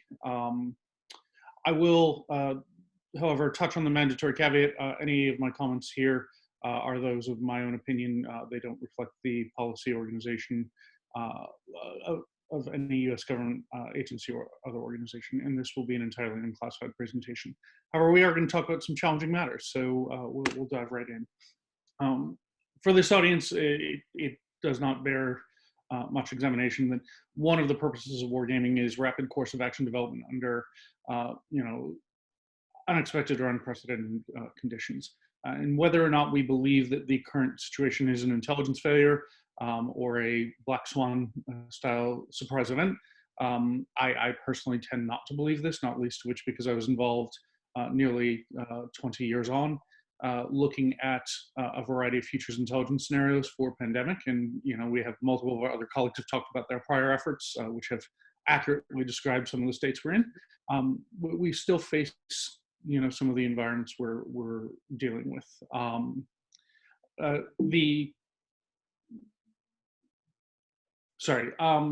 We will say innovation adaptation in the space is incredibly important, often based on this early observation as crises are developing. The center I'm at, the Kulak Center, the Marine Corps University, speaks often of the work of a young attaché in Shanghai in the 1930s, watching Japanese landing craft assault fixed positions. And of course, we know this landing craft as the tools that were vital for the island campaign and vital for Operation Overlord, supporting the reclamation of Europe. At the end of the, based on these observations, Krulak at the time made a model out of balsa wood, sent it off to Office of Naval Intelligence, and they filed this away and basically said, hey, this is some nut out of China. You know, he doesn't even know which way the boat's supposed to be pointed. Obviously, recognizing the true value of some of these early observations and how we use these observations to engage the problem space is our challenge in many cases. We will also caveat particularly here, we've said multiple times, most of us are not medical professionals. I'm a former intelligence officer. I do have a few years at medical school, simply looking at biological warfare matters, which convinces me ever more so that I was never cut out to be a doctor. So we really struggle with making sense of this conflicting, incomplete, and deliberately deceptive information, particularly across the challenges of varying degrees of estimated probability to unknown confidence. we are facing this incredible time pressure around a lot of these decisions. There is a latest time, the analytic product from these war games will be of value. You know, I'll quote from the play Hamilton, why do we write like we're running out of time? Well, unfortunately, given conditions in New York, we really feel that. But we're really dealing with this penciled notes ahead of the first draft of history, this thing that is not even yet fit to be journalism, let alone a true final judgment in the matter. We turn our attention here to the issue of cyber attack on critical medical infrastructure, particularly destructive and disruptive cyber attack. We've seen a variety of ransomware events, particularly in recent weeks, that have given us great reason for concern. This dates back to a multi-year problem that's been growing in scope, pace, intensity, and strategic impact. A variety of aspects of this problem are derived from continuing criminal enterprise origins. We can talk about the Maze, the Netwalker, the Doppelganger groups, the things that are known as Grim Spider and Mommy Spider. These are ongoing affiliate programs, ongoing unitary criminal enterprises that make tremendous amounts of money in very short periods of time through extorting victims after having seized control of their systems through initial intrusion footholds and cryptologically locking them, users out of access to their file systems. Organizations with good continuity of operations, good structures, have the ability to defend against this and recover from this, but unfortunately, these are not universally implemented. And even where there are strong continuity of operations constructs, we see strong reason for concern. We've had some precedents in a variety of major actions. Everyone remembers WannaCry and Nietia, or not Petya. We've also seen Olympic Destroyer, the SamSam ransomware, attributed to various state actors, where we believe there's a more strategic intent for these disruptive actions. I won't get too much into the intelligence picture here for the reasons of time, but this is definitely a concern that there is a course of action of unique concern. Of course, we also have some unusual actors in the current crisis. In the past few weeks, we've seen exploitation of vulnerabilities, dropping, folding at home legitimate installations onto compromised systems. You know, traditionally we would consider the use of a compromised system for a beneficial purpose a white worm. Usually it's to patch a system. It's still perhaps illegal, it's still perhaps not wanted, but you know, there's a good intent behind that. Using folding at home to support distributed computation, working on COVID-19 targets is unprecedented in our view. We've not seen this before. So we're trying to deal with a batch of these different issues in a very short amount of time. The US government has struggled to articulate a new strategic approach in recent years to come to terms with the cumulative impact of actions at or below the threshold of armed conflict. Department of Defense in particular was well structured and well postured to deal with cyber events when they reached what we would consider the threshold of war. But when we're dealing with these hybrid and gray zone areas where adversary action is achieving these strategic ends, strategic effects at a cumulative death by 1,000 cuts manner, we really were looking for a different approach. This has led to the articulation of the strategic vision to defend forward under the concepts of persistent engagement. I won't dive into that too much here, but it basically, we start to look at using different sources of national power, different instruments to go beyond merely government networks across uncontrolled network space, uncontrolled gray space, to counter adversary operations, adversary red space infrastructure. We have a couple different operational models that we have, that we understand that have been declassified in this space. The precedent for many of these operations came from JTF Ares working against the Daesh or the Islamic State threat as part of Operation Glowing Symphony. I published recently a small piece in War on the Rocks discussing what a similar task force structure would look like in the current operational construct, calling this JTF Galen. But at the end of the day, there's a lot of hard trade-offs and unknown implications of bringing such instruments to bear in the current crisis. It's an unprecedented use of a tool in a different and difficult time. How do we talk through this with decision makers? How do they understand the consequences? How do they understand what matters? This is also something that changes the frame for a lot of prior conversations. Traditionally, we talked about ransomware threat as a law enforcement issue, and ultimately there are law enforcement equities. But when it comes to protection of critical medical infrastructure, keeping the lights on, keeping the ventilators running, keeping patient information flowing at a critical moment, It's perhaps not something that we have time for law enforcement response. When we begin to game this, it really shows some of this challenge in a different way. Hacker games are played all the time, right? Offense, defense competition is a staple of what we do in this space. We do simple capture the flag games. We do ever more elaborate industrial control systems, operational technology focused games. We've played hacking games with ships. We've played hacking games with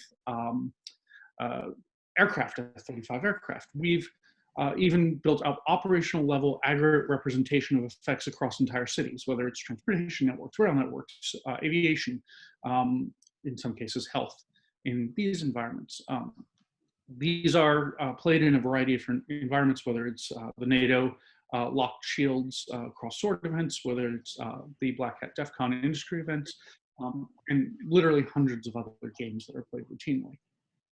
We also have had a community that has begun extending this into the medical context very specifically. First looking at the discovery of vulnerabilities in certain medical devices, particularly given the generally sad and insecure state of many of the development programs for those devices. We've also seen some exercises done by Atlantic Council, my colleagues, Josh Corman, Bill Woods. We're talking about simulating emergency room conditions where they actually would have patients and doctors interacting in a gaming setting and create simulated cyber conditions which would change the integrity of medical sensing and diagnostic devices and therefore the treatment regimes. And it created, in these games, extremely negative outcomes. The game conditions caused a lot of patient losses in simulation. Obviously, this is a great deal of concern. There's something we call the biohacking village out at DEF CON where folks get together and really play this under a short period of time. Some really great folks working on that. Moving up, though, we realized that this also, it has to be considered the operational strategic level of wargaming when we start looking at larger pandemic response. Tactical fidelity is important, but you also must model higher systemic order effects. There are nested functions here. It's just as if we don't just simply care about hacking one aircraft on flight line, we care about a whole series of systems, components, networks, processes, which support, generate sorties for that aircraft, can continue sustainment of their aircraft under a variety of conditions. We have the same thing in the hospital context. And of course, how do we represent this in a game space? We struggle with this in a lot of ways. The classic hacking pew-pew map where we see, geospatial country level representation where, there's little crossing fires between cute little maps. Decision makers love this. It has very little game value in terms of analytic or representational outcomes. So we tend to turn towards things like target trees or target webs. How do we abstract a functional target with a relevant level of detail, but depicting, as opposed to merely charting out a network level architecture, right? An architecture diagram done in Visio that might help you stand up a network isn't the best to game on. But we still have to represent the concepts of position, movement, maneuver, therefore achieved through different axes, particularly malicious axes, as well as the relationship dependencies of different actors in this space. We've had a couple different ways to struggle with this, both in computer-based environments as well as in good old-fashioned pen and paper gaming constructs. Space really does matter here, though, in terms of representing control, representing the nature of access between blue networks, that is those under friendly force conditions, gray networks, which are effectively uncontrolled or not otherwise subject to influence by the adversary, and of course the red networks that are directly supporting the adversary. We also have problems where in the real world, we don't have a single common operational picture. That's an illusion. So we have different players have different views across the space. We also have to look at partial differential representation in these spaces. And of course, then we have to keep this all unclassified. For this audience, I need not belabor the point of the original Jane's war game and how its role built the Naval War College simulation. But current intelligence is incredibly vital for this. Thankfully, we do have a current intelligence stream coming out of industry, which is incredibly valuable, incredibly detailed and representative of things known in other environments. and can be used to help define notional capability representation, help us define intrusion sets, sketch supporting infrastructure, the arsenal available to different kinds of players, relative efficacy, impact effects, or power, if you will, of those capabilities, and allow us to build out the game construct. In a pandemic crisis, we also have to begin to consider different types of physical effects and kinetic effects interplay, particularly when we go beyond hard cyber, as well as some of the considerations of influence operations. I won't dive into this too much, but it becomes very real when a kinetic effect, when a cyber effect has a kinetic outcome, or a kinetic effect has an impact which denies and degrades some cyber capability choices. Again, we have a lot of pandemic response now based on app-based contact tracing, distancing tracing. We have transport and delivery services, which are incredibly app-based. Losing these capabilities in the middle of a pandemic will greatly affect decision-making. We have some kinetic threats where, again, the first vehicle collision attack attempt using rail against a hospital ship. I don't think we could have believably put that into a game and had someone care about this, but we can simulate other chaos actors in this environment. Likewise, the effect of unorganized vehicle control points, checkpoints, and loss of services in different contexts. I'll leave off the influence operations considerations. They're very important. My colleague talked about them briefly in the last presentation, but we'll focus here a bit more on the hard cyber just for time. We do have I'm sorry to interrupt you, but we're running slightly over time. So is there a way you can sum things up very quickly in less than a minute? Absolutely. So we do have some relevant findings from prior war games. Adjudication effects does require good technical grounding.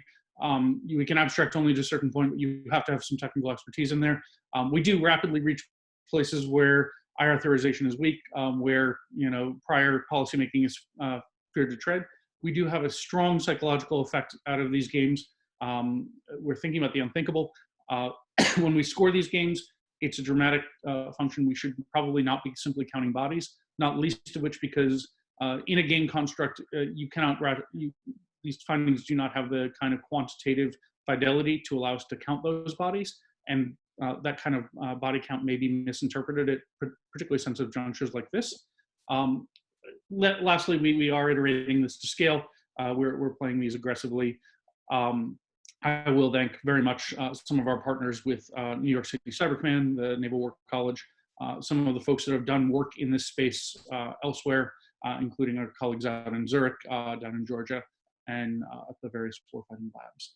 And with that, I'm happy to pass for questions, comments, considerations. Thank you very much for your time. Great. Well, thank you, JD. Sorry, I really hate cutting people off because these are really interesting presentations, but I want to make sure that everyone gets a chance. So, Kathleen, will we move straight over to you? This is Kathleen Ruiz, who is going to be speaking to us about Rule 73, a speculative strategic peace game.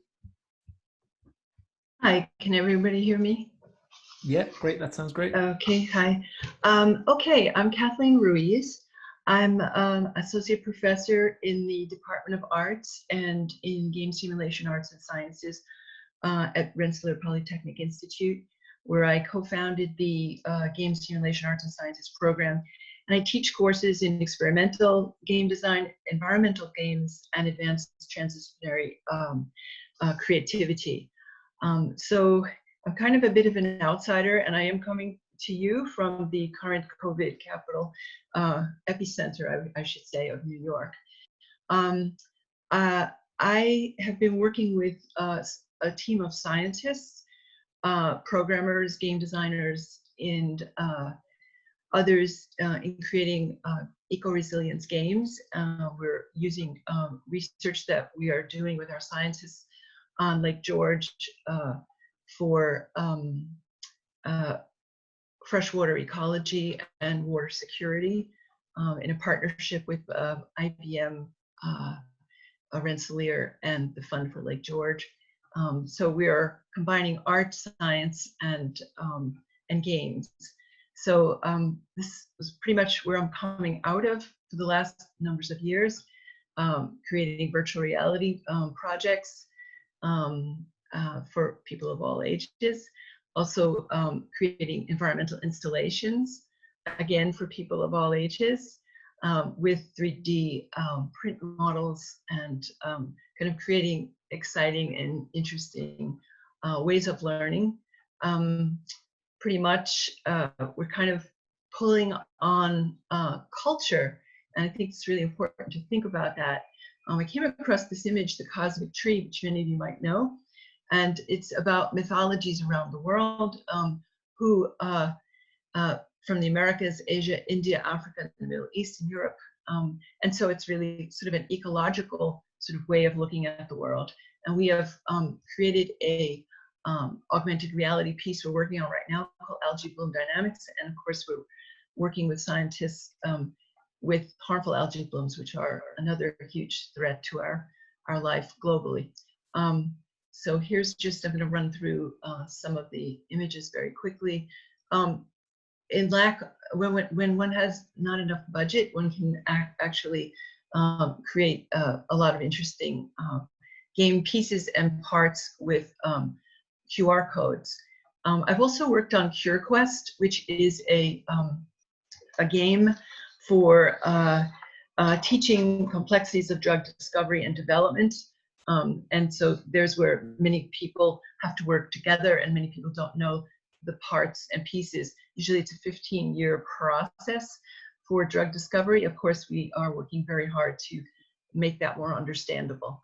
So I'm working with my colleagues, Ben Chang and Sean Lawson and Dr. Macy on this project. I've kind of fallen off this project because I'm so busy with other stuff. I guess what I want to show today is just a very quick, I should mention also that I was invited by the MIT Lincoln Laboratory a few years ago, working in Cambridge, Massachusetts, humanitarian assistance and disaster relief systems group to participate in envisioning scenarios with disasters brought on by, at that point, it was radioactive dirty bombs. So for here, I'm coming up with this idea of Rule 73, it is speculative.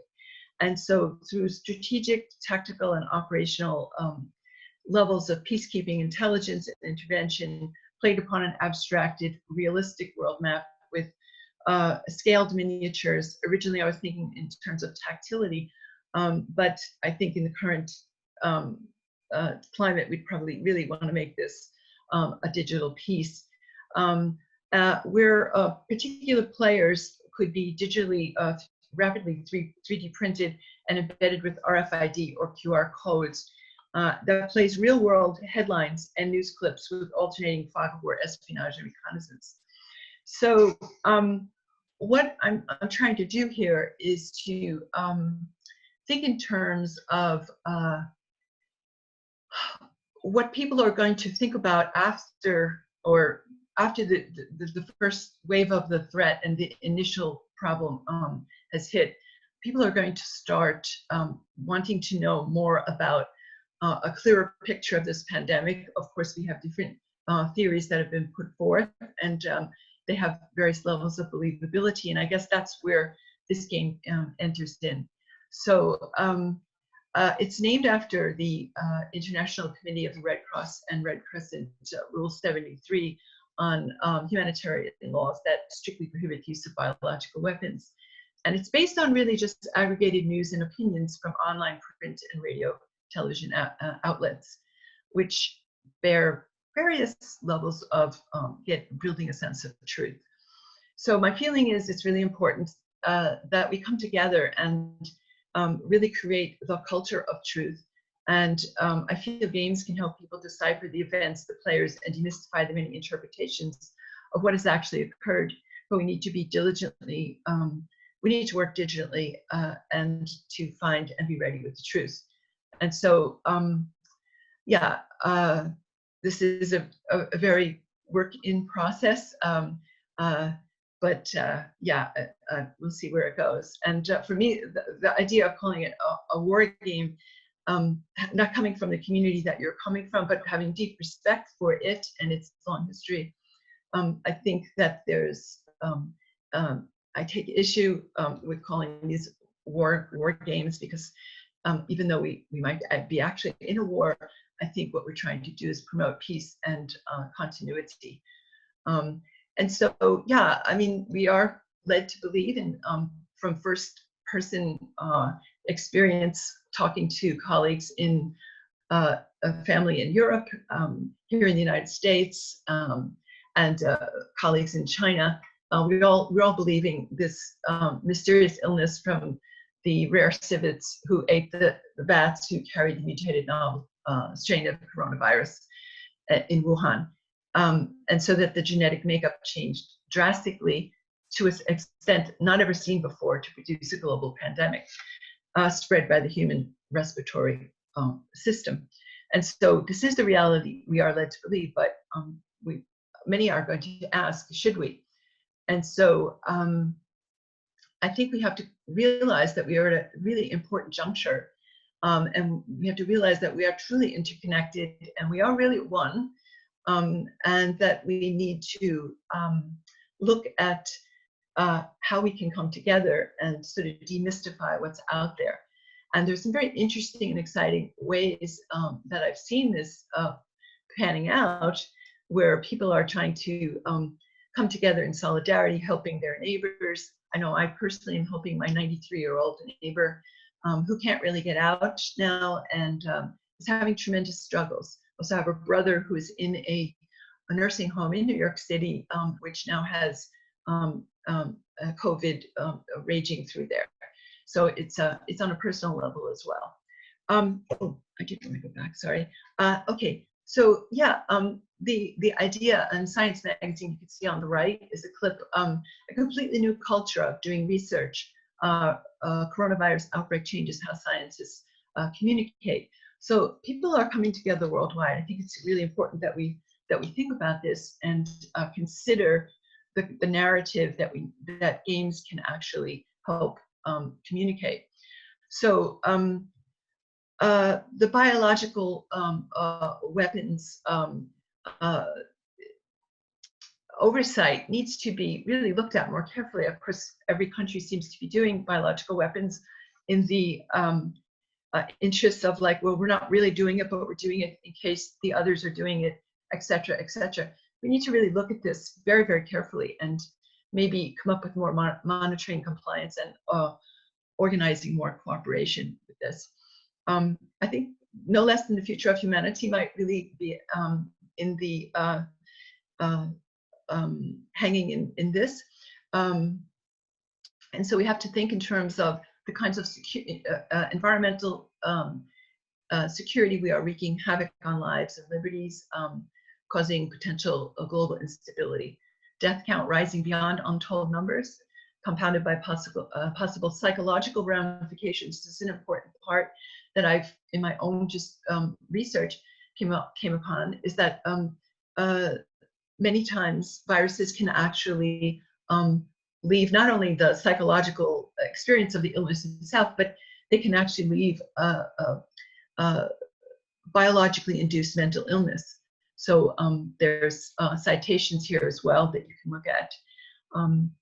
So questions arise, and so did this really arise from the market in Wuhan?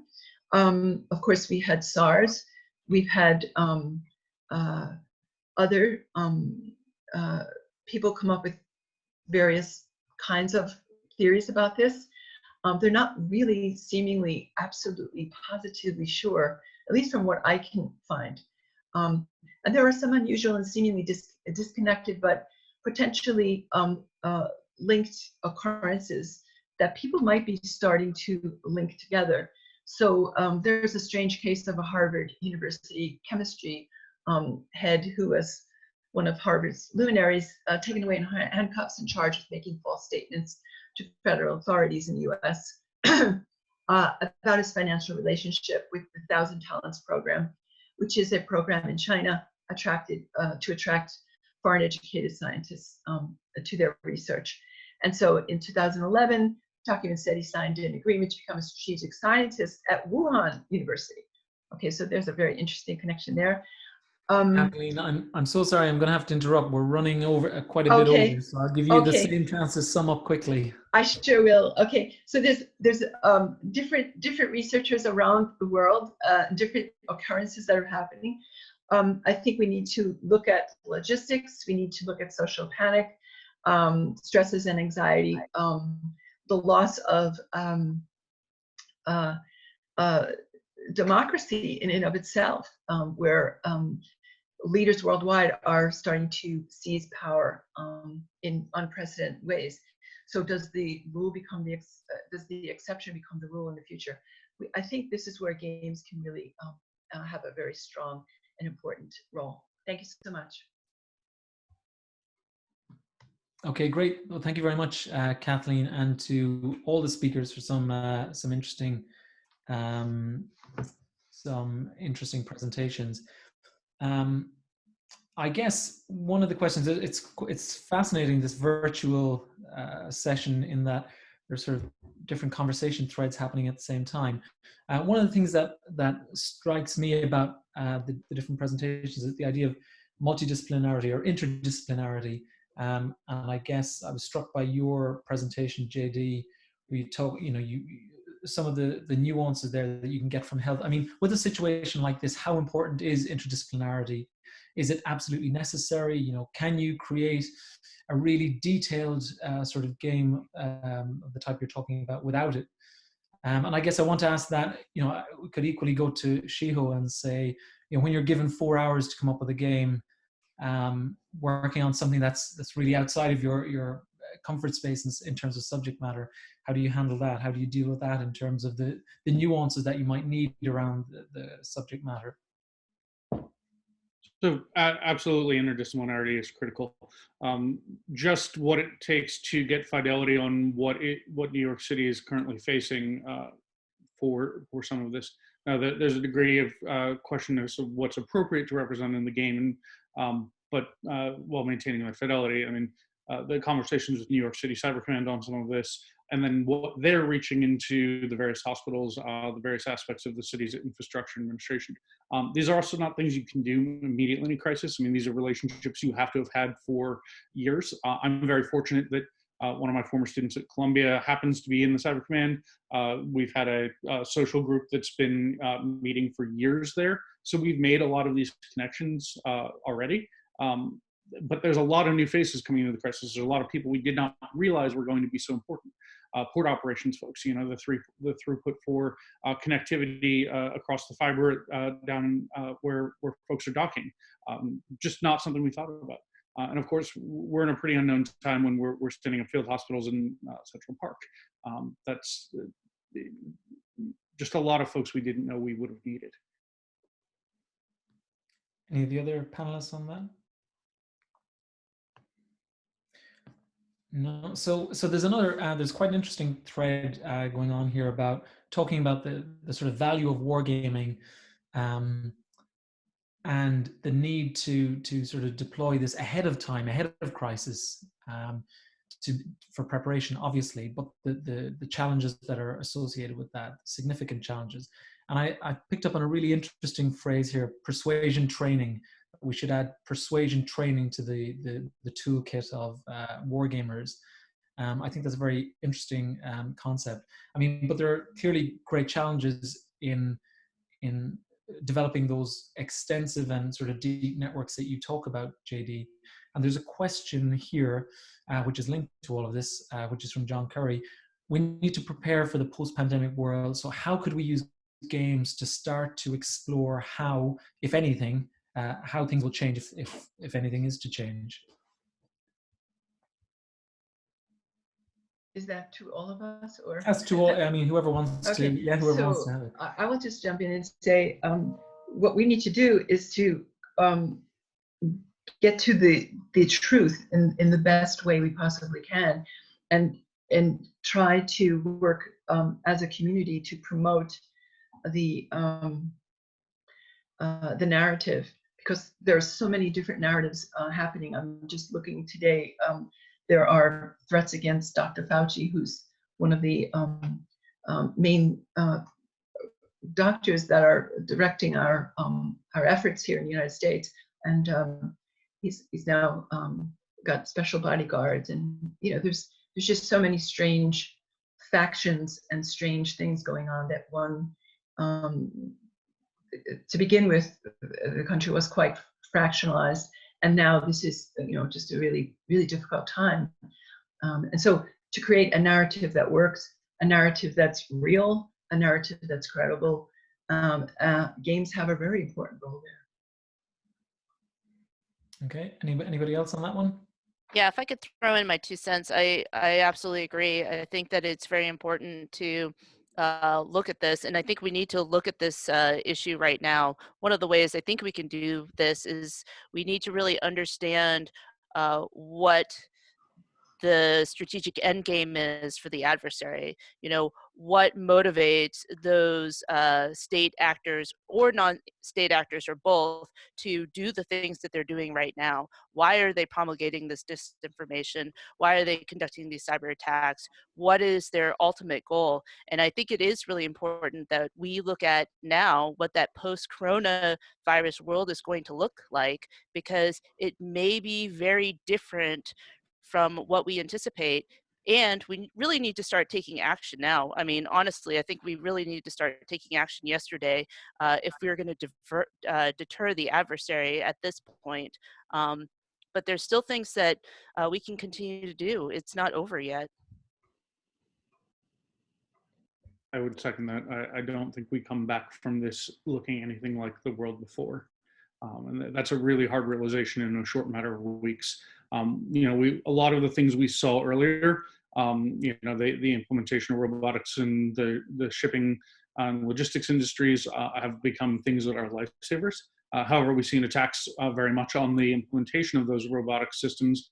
When one of the first acquisitions was announced by one of the major e-commerce retailers of a robotics company to help in their warehouses, we saw a series of cyber attacks against that acquisition. There are folks that will not accept those realities. This is not going to be evenly distributed futures, and there's going to be some very sharp edges to these futures. We're going to feel a lot of pain here in this transition. Fortunately, not everyone makes it, but how do we save the most lives, save what needs to be saved, and get through this? Yeah, what's very interesting to me is, I'm fascinated by the sort of depth of expertise that all of you wargamers are bringing. But I suppose there's always the risk that this idea of this call for action, that it rests within the group, and that we're sort of speaking to each other, and it's a question of how then we mobilize policymakers and how we engage them in the longer term. So that's why I really like this idea of adding sort of persuasion training to the toolkit. But I mean, do you get the sense that now at this moment of crisis that, sort of unprecedented in many ways, but does this moment of crisis offer a new opportunities that weren't there before to mobilize policymakers and to really have them engage in the longer term with wargaming and all the benefits and the value it can bring? Anybody? Yeah, certainly. Yes, and I was looking at the chat too, and one of the discussion points was whether or not the outcome of our exercise resulted in the EU increasing their stockpile of ventilators and respirators as part of their rescue system, or if it was as a result of the pandemic. I will admit that I think it's probably more as a result of the pandemic, but certainly, they had the information in front of them. There were advocates within the EU that wanted to increase the stockpile and push for this. And so I think part of the challenge here is even if you have some good factual basis for your future look or your future analysis, you still need some sort of policymaker advocate for you in any of these institutions, EU, NATO, whatnot. And how do you get to them at this point with a looming crisis? I mean, they're obviously busy with other things, but I think that kind of goes back to the persuasion techniques and, being able to get them to be emotionally connected to the issue or the problem. we need to do that. Absolutely. Yeah, somebody has mentioned on the importance of advocates, connecting with the right people that will sort of be your champion within these organizations.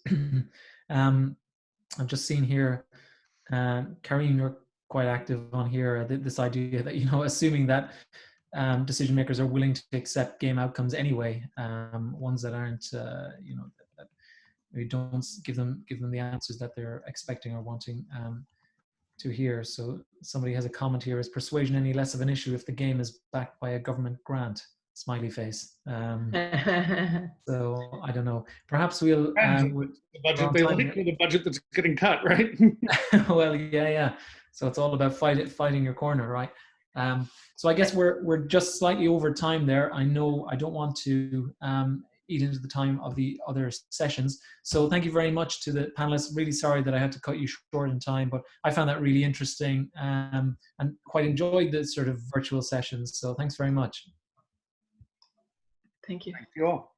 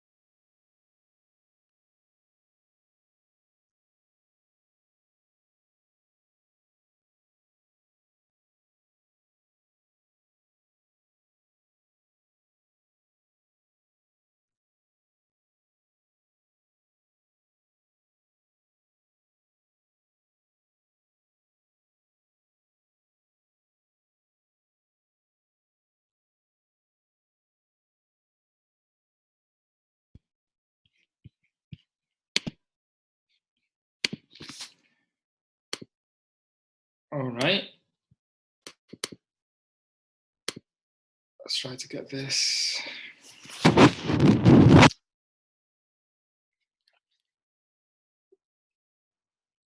Right, fantastic.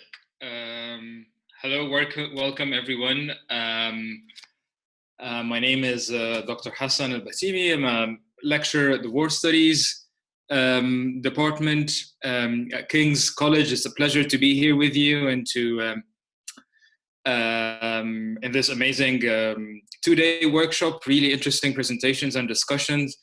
In this session, we have 3 presentations lined up for you. We're trying to take the focus into a regional angle. Starting us off will be Elizabeth Thrickeld.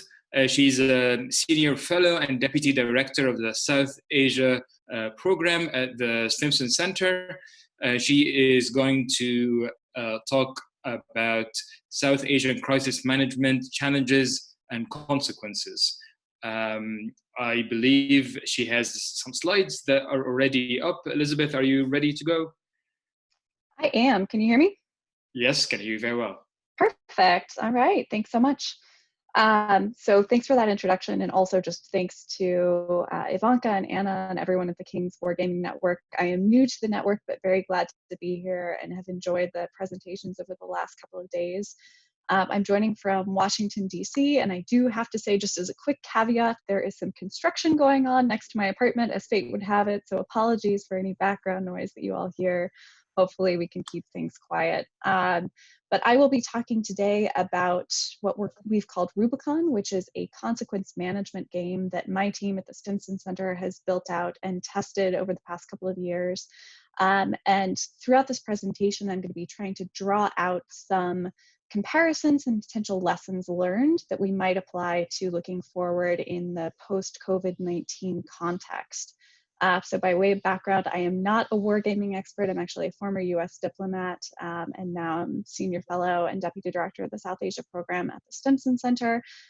We tend to focus on nuclear and security issues, but have leaned a little bit more into gaming and tabletop exercises, interesting ways of exploring that issue set in the last couple of years. So very eager to hear some feedback especially from those of you who are deeply embedded in the wargaming community. So in terms of today's presentation, let's see if I can advance my slides here. There we go. I'll try to introduce this game and draw out the COVID-19 connection, give a brief summary of the regional context that I'm speaking about today, an overview of our game, which we call Rubicon, the takeaways that we found in the work that we've done to date when we've run this on a number of groups in the region, and then try to look forward a bit in the post-COVID-19 context. So in terms of what we've done with Rubicon to date, I should say I am not the game maker in this context. It was developed the last couple of years by my colleagues Hannah Hageland and Eyal Hanfling. And we had consultation support from Ellie Bartels, who is a gaming expert at RAND, and many others, including on the subject matter expert side. So trying to build our expertise and gain inputs so that we have good inputs going in and can hopefully have good inputs coming out of this. What we were thinking in this game, so a lot of the traditional wargaming that we'd heard of previously was kind of focused on the escalation dynamics. So the different rounds that could lead up into a potential nuclear use on the subcontinent in our case. And we wanted to shift that focus a little bit. So from what if that happens to what then? What does consequence management and crisis management look like in the event of some sort of either a nuclear accident or limited nuclear use in between India and Pakistan? So in military parlance, from left of boom to right of boom. We've played it several times over the past couple of years with various groups, outside analysts and policymakers, kind of the think tank types in India and Pakistan and the US as well. I've actually facilitated the game several times that we've played it. And it tends to be a discussion-based game, although as I'll get into a little bit later, we do have some tokens and there's actual play involved. What we try to get at through this is just the wider applicability of consequence management challenges that we've identified, right? So even though in this context or specific scenario does focus on nuclear effects, I think, and the point that I'll try to make today is that actually some of the patterns we've seen, the decision-making pathways and the pathologies there can apply more broadly, and indeed potentially in what we're seeing in terms of COVID-19 response. So we'll try to draw out a few of those lessons learned that we found from our game, see how they're playing out today, and then maybe do a little bit of forecasting in terms of what we can watch for down the line in terms of COVID-19 in the region. So the South Asian regional context, just very briefly, speaking specifically here about India and Pakistan. These are nuclear-armed neighbors who have fought 3 wars since independence in 1947. There are regular bilateral crises that risk uncontrolled escalation, including most recently in the Pulwama Balakot crisis in February 2019, when we actually had cross-border airstrikes in between India and Pakistan. In terms of any sort of bilateral confidence building mechanisms, there's really a limitation on what's been able to happen so far just because of a trust deficit. And that actually complicates some of the scenarios that we might typically think of in terms of track 2 dialogues, that sort of engagement to talk through and prepare to manage some of these crises. So in that context, it's also just difficult to plan for a situation that neither side has experienced, thankfully, and either that neither side wishes to see.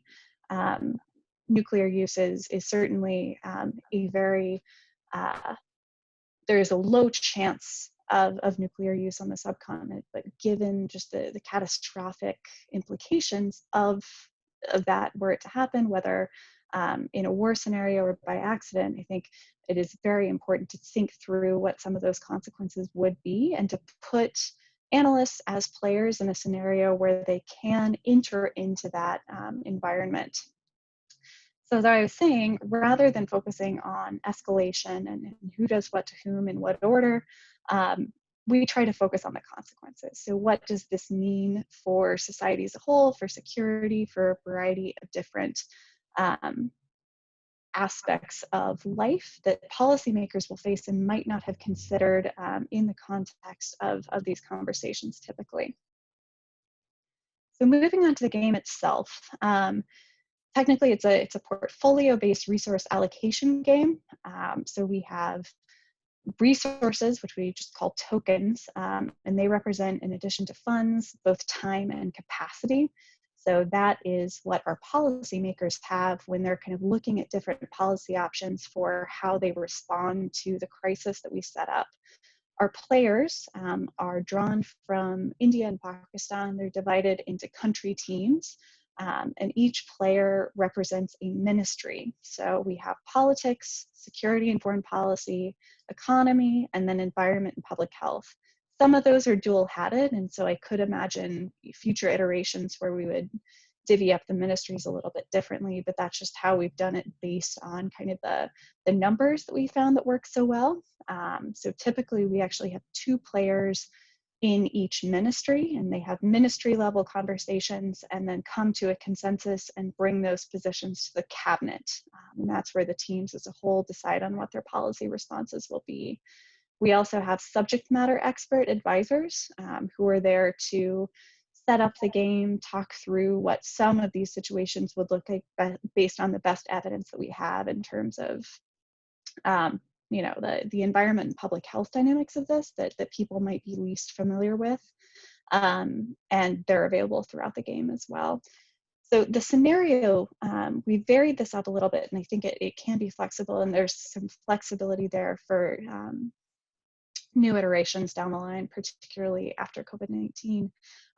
But to date, we've generally detailed a crisis following either a nuclear accident, so something that would happen at a nuclear facility, or a limited nuclear war between both sides. So on the order of tens of thousands dead, broader casualties, environmental implications, those sorts of challenges. And as we detail the scenario, we try to find that sweet spot between giving players enough information such that they feel like they have something to sink their teeth into, but also try to replicate the conditions that we would expect in real life, where there's incomplete information. They might actually have false information that's coming in from early reports. And so we constantly hear players wanting more information, and we try to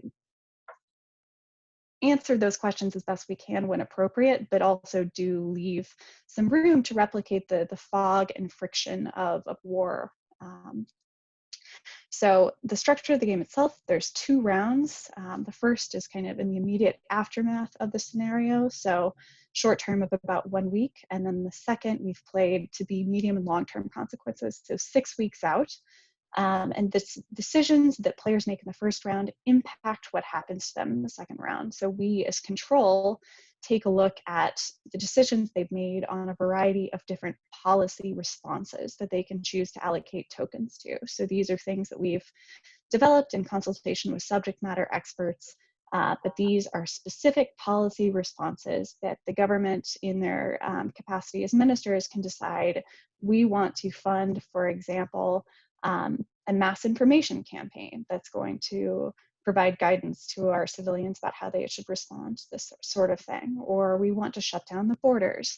So all of those different options we've laid out to them with token costs allocated. And so based on the decisions that we make and our and subject matter expert analyses of how that might implicate medium and long-term consequences, we then shape the second scenario that they see. They're given a total number of tokens that's based somewhat proportionally on how much these things cost and budgets. And overall, there's never enough time and there's never enough tokens to do all the things that they want to do. So that setup is really designed to pull out the trade-offs that they're likely to experience in some sort of a situation. In terms of the goal of the game or winning, there really is no clear goal that we set for players beyond managing consequences, getting through the situation. And it's interesting to see players play because the kind of implicit assumptions that they have about what the goal is do come out in the game, but we're careful to not plant that for them.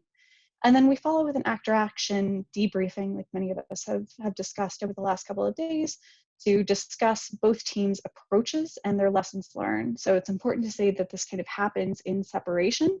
There's an India team, there's a Pakistan team. They don't talk back and forth during the game. So those hot washes are always interesting to see what players take away from how the other side approached it. So to date, what we've seen is overall, we've really found this game to be an effective means of drawing out trade-offs under simulated time pressure. The teams, in so doing, the way that they play the game, they've consistently prioritized guns over butter in this debate, right? So the security challenges, the military and political aims over these kind of public health or environmental consequences that over the medium to long term can come back and actually really haunt them down the line. And so that's been a consistent theme that we've seen on both sides. Both sides likewise have focused pretty strongly on controlling and centralizing communication in order to shape narratives and take control of the communication space.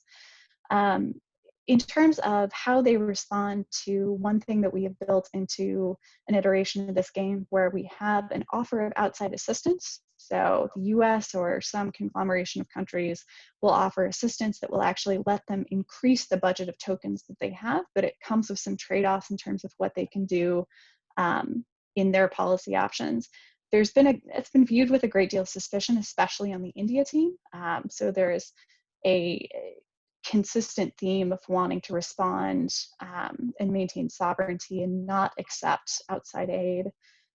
In general, a preference for secrecy over transparency in terms of the approach and communication after the situation. And then overall in the hot wash, I think as a result of this game, both sides conclude that they are unprepared to manage a crisis of this scale, full stop. And unfortunately, I think given what we're seeing today with COVID-19, a lot of these dynamics are coming into play. So just you all can read the number of cases in both sides. It's relatively low, all things considered, but I think there are indications that it could get particularly severe in South Asia. And I just want to highlight very briefly in the last couple of minutes that I have how we've seen these 4 debates play out so far. So guns versus butter, communications, assistance, and transparency versus secrecy. So in terms of guns versus butter, it seems as if COVID is kind of combining those two in a way, right? So in Pakistan, it's the military that's been leading the response effort so far. It's a highly efficient and able force to respond and to provide immediate relief across the country. We are actually seeing indications in India as well that the military is going to be training to play a more active role in civilian response. And so what that means in terms of civilian military dynamics, funding, budgets, all of that, I think is a question to watch going forward. But in this case, because it's a pathogen, it's not any sort of military attack, it's just a different dynamic than the way that we've played the game previously. In terms of communications, both sides have tried to centralize communication campaigns and get ahead of some of these conspiracy theories that have been circulating, but WhatsApp and other networks remain rife with conspiracy theories about both the origin of the virus, but also means of eliminating it, sometimes harmful ones. In terms of assistance, Pakistan has already accepted assistance from China, from the US, from the diaspora, from other sources. India's approach here has been interesting. Originally, as they have in past crises, there was some resistance to accepting outside assistance, as we'd seen in our gameplay, but it does look like that with the scale of this crisis, there's been a recent shift to potentially welcoming assistance from the outside, although so far it's just been termed from individuals and organizations versus from actual state actors. Very briefly before I wrap up, in terms of transparency versus secrecy, I think it's also difficult to say simply because with testing being so limited, we don't necessarily know what the truth is. So far, there's been a relatively transparent response, so best as we can tell, but that might change going forward, particularly if the situation becomes more dire. And then looking forward for the game, my last slide, I just think we should update our assumptions of policy options based on what we see from the COVID response pathways. So this is going to shape the world that we live in a variety of ways. And so we're going to be looking to bring in potentially new, potentially updated policy options for our players based on those responses to COVID-19. Also, we might think about building in opportunities for communication between both sides. This is something that we've seen in terms of kind of disaster diplomacy or crisis diplomacy playing out between India, Pakistan, and the broader region in the COVID-19 response. So that could be an interesting thing to play with. We might consider injects to include something like a public health crisis as part of our post-nuclear use scenario, just to see how that could change dynamics. And then explore any changes in play and prioritization in a post-COVID-19 context. So how does that reshape some of these social and political dynamics that we study more broadly? And I'll be interested to see how the games that we've played prior to COVID-19 might compare to the games that we've played after COVID-19, in just how players understand and prioritize their policy options in this sort of scenario. So this is a very quick plug for a couple of our programmatic offerings, one an online course and the second an online policy platform. My work's cited here. And that's it. Feel free to reach out to me with any questions or comments. I'd really appreciate it and look forward to the Q&A after our other panelists.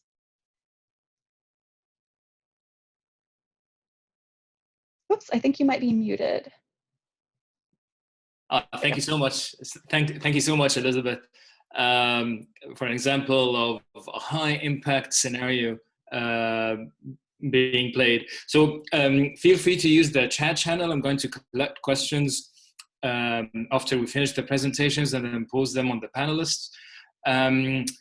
Second on my list of today's panelists is Hemant Shivakumar. He's founder of Round One Simulations. His presentation is titled Health Systems Resilience in South Asia, Gaming Pandemic-Related Regional Cooperation Between India and Bangladesh. And Hemant, you've got 10 minutes. Thank you. Thanks, Hassan. I just wanted to check if you can hear me and if you're able to see my presentation. Yep. Okay, great. thanks to the King's Wargaming Network as well for having me on this panel. I mean, a very short introduction. So I graduated out of King's in 2017 from the War Studies program, and in 2018 I set up Round 1 simulations. I briefly worked with Ivanka as well on the nuclear risk wargaming, so which is where my interest in wargaming really took off, and that led me to set up this entity. So what we basically do is run strategic simulation workshops, and we work with government departments, educational institutions, and entrepreneur groups in India itself. Quickly back to the major question is, so what we are looking at is, I mean, Elizabeth spoke about India and Pakistan. I'd like to draw your attention to another part of South Asia, which is India and Bangladesh. A little bit of context, India and Bangladesh have not had military conflicts. So what we also wanted to see was within the context of public health strategies, how does the entire pandemic and the post-pandemic issue play within India and Bangladesh as well? And so we've specifically kept it, the question open-ended so that participants either fall into the trap of thinking only from a health perspective, or they can probably widen their horizons and think more broadly as well. Just to give you a quick agenda setting here. So I'll briefly talk about the context why we chose India and Bangladesh, and a little bit about the game design and the actors involved, and then I'll move on to talking about some of the key outcomes that we are looking forward. At this stage, the disclaimer is that it's a proposed game, and we are working on this on the iteration of this. We've tested it with a couple of groups, and we are trying to now scale this up and take it to educational institutions as well as think tanks. The broader context is between India and Bangladesh. What we were looking for is land borders.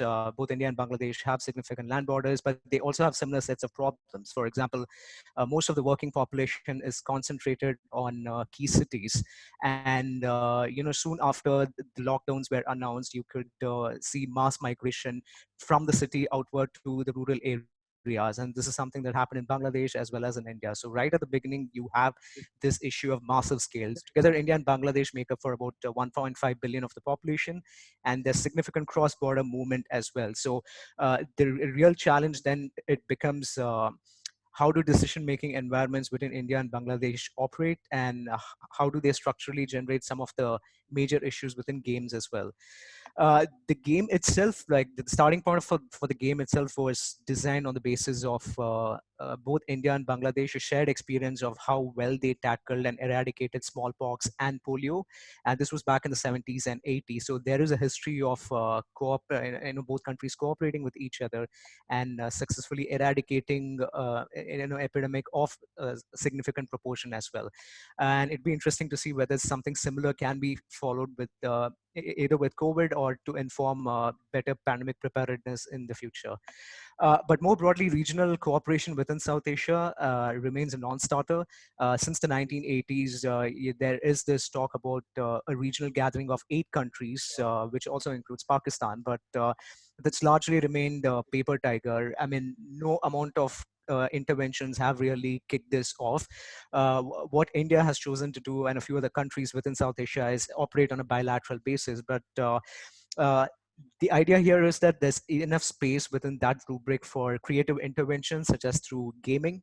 This is quite untested and tried within the regional cooperation context itself. So, which is why we identified the gap, and we are trying to pitch it and see how gaming could play a more active role in fostering regional cooperation. Quickly onto the game design itself. This will be modeled on a discussion related game where we have identified a few set of actors, and we provide them with supporting material, mainly such as historical successes of some of these programs in the past, such as the polio and the smallpox program. And then we move on to the preparatory phase where we build a pandemic model. Well, there are some lessons that we can take from COVID and build them into that model as well. But and there's a certain amount of realism and a certain amount of fictionalized element within that, and provide them with initial game setting details. What we aim to do is have 8 game turns that and there's a flexibility within game turns that run from decision makers having to respond to issues within hours to days and weeks and months as well. We do have a control cell that adjudicates and sets the escalatory mechanics within the game. So in that sense, it also to some extent models is a model of the virus and how it reacts. And the gameplay would be followed by a debriefing session where participants then talk about how they have arrived at these decisions. The key variables and factors, I mean, one of the main issues that we are trying to consider here is political and structural complexities. And the way we are approaching this is, before we move on to talking about regional cooperation, let's see how this plays out within the Indian context itself. So we've identified 3 groups within each country. One is at the federal level officials, and at the state level, a junior to mid level officials and not really very senior officials. And then find a neutral group within this country. This could comprise of students or different interested participants, and do something very similar in Bangladesh, and see and gauge the kind of responses and to both these games within these different participants as well. Part of this is also to because both countries have certain structural complexities, and for example, the pandemic that India is handling is also being states and the provinces are one of the principal stakeholders, whereas in Bangladesh it's largely at the federal level. But where there are similarities is the opaqueness in which the federal governments are dealing with it, just in terms of numbers, or trying to project less information so as to, I mean, there's one argument that there's not to create panic, but there's equally another issue about like the lack of transparency itself. The game will also consider medical and other policy related variables, such as availability of hospitals, ventilators, and ICUs. But one of the main broader questions that we are trying to address is, I mean, so far the iterations that we have done, one of the issues that came up with within the South Asia context is the thinking about the new economic order. And we've got responses that range from, South Asia is actually less integrated than other global supply chains. So the economic issues, while I mean, the recession-related issues are likely to be there, but is there an alternate possibility where the effects on South Asia are going to be likely less? And we are trying to frame that within the context of India and Bangladesh, but we're keeping it also open-ended to see what participants are doing in terms of short-term responses versus the long-term trade-offs as well. So quickly on the actors, we are trying to finalize some of this. So this is an initial, there's a degree of iteration that's built into it, but what we are trying to understand is political leaders from different countries, but also in terms of journalists, medical council, provincial leaders, citizens, and the control cell that basically adjudicates and constructs injects so that different actors can respond to different issues through the course of these different turns. But what we aim to achieve, and these are again some of the potential challenges that we have envisaged so far in our iterations itself, our 3. The broader kind of umbrella is what we are thinking is trying to create some sort of an initial data dump for that both policymakers as well as a wider range of interested people can access in India as well as in Bangladesh. But the first outcome that we're trying to address is how perceptions of decision making will drive knowledge sharing practice between these 2 countries, because both countries do not, spend less than 1% of the GDP on public health. So it's the pandemic and any kind of infectionalized pandemic is likely a bolt out of the blue. So there are a lot of systems that need to be scaled up and built from scratch right at the beginning. The second major outcome that we are trying to shape is also getting participants to think of how they can think of this in a more systemic and a structured way, thinking about like low likelihood or high likelihood, and what are the second order consequences as well. Because more often than not, what we've seen so far in the iterations that we have conducted is there is a tendency for junior level officers and junior level staff, the ideas from junior level staff to not be adhered to, and which is why we want to keep it very focused to junior and the mid level, so that there is no senior level engagement. So there is a certain degree of creativity and a certain kind of accommodation that we are building into that.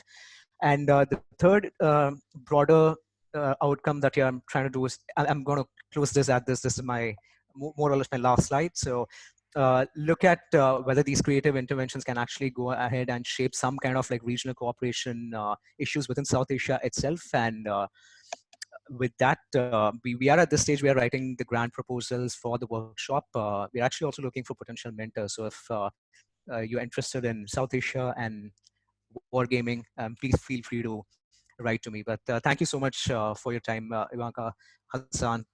Thank you for the panel as well. Thank you so much, Hemant, and sorry to rush you. Want to fit so much in the available time we've got. So the third presentation is by Devin Ellis from University of Maryland, from the Advanced Research Lab for Intelligence and Security. And his presentation has started reviewing pandemic preparedness exercises, pathologies, and pitfalls. No pun intended.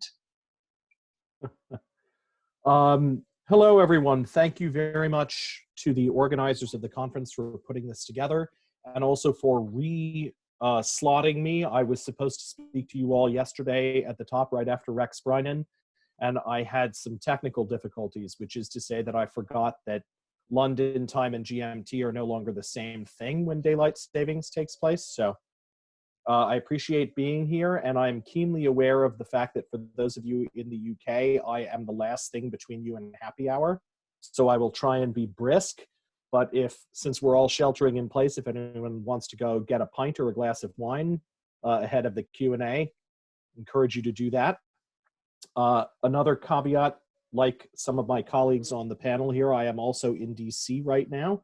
So if there is construction noise, also apparently my daughter lost a chinchilla somewhere in the house in the last few minutes. So dogs barking or machinery, anything like that, I apologize in advance. So this talk, which I'm going to try and share with you now,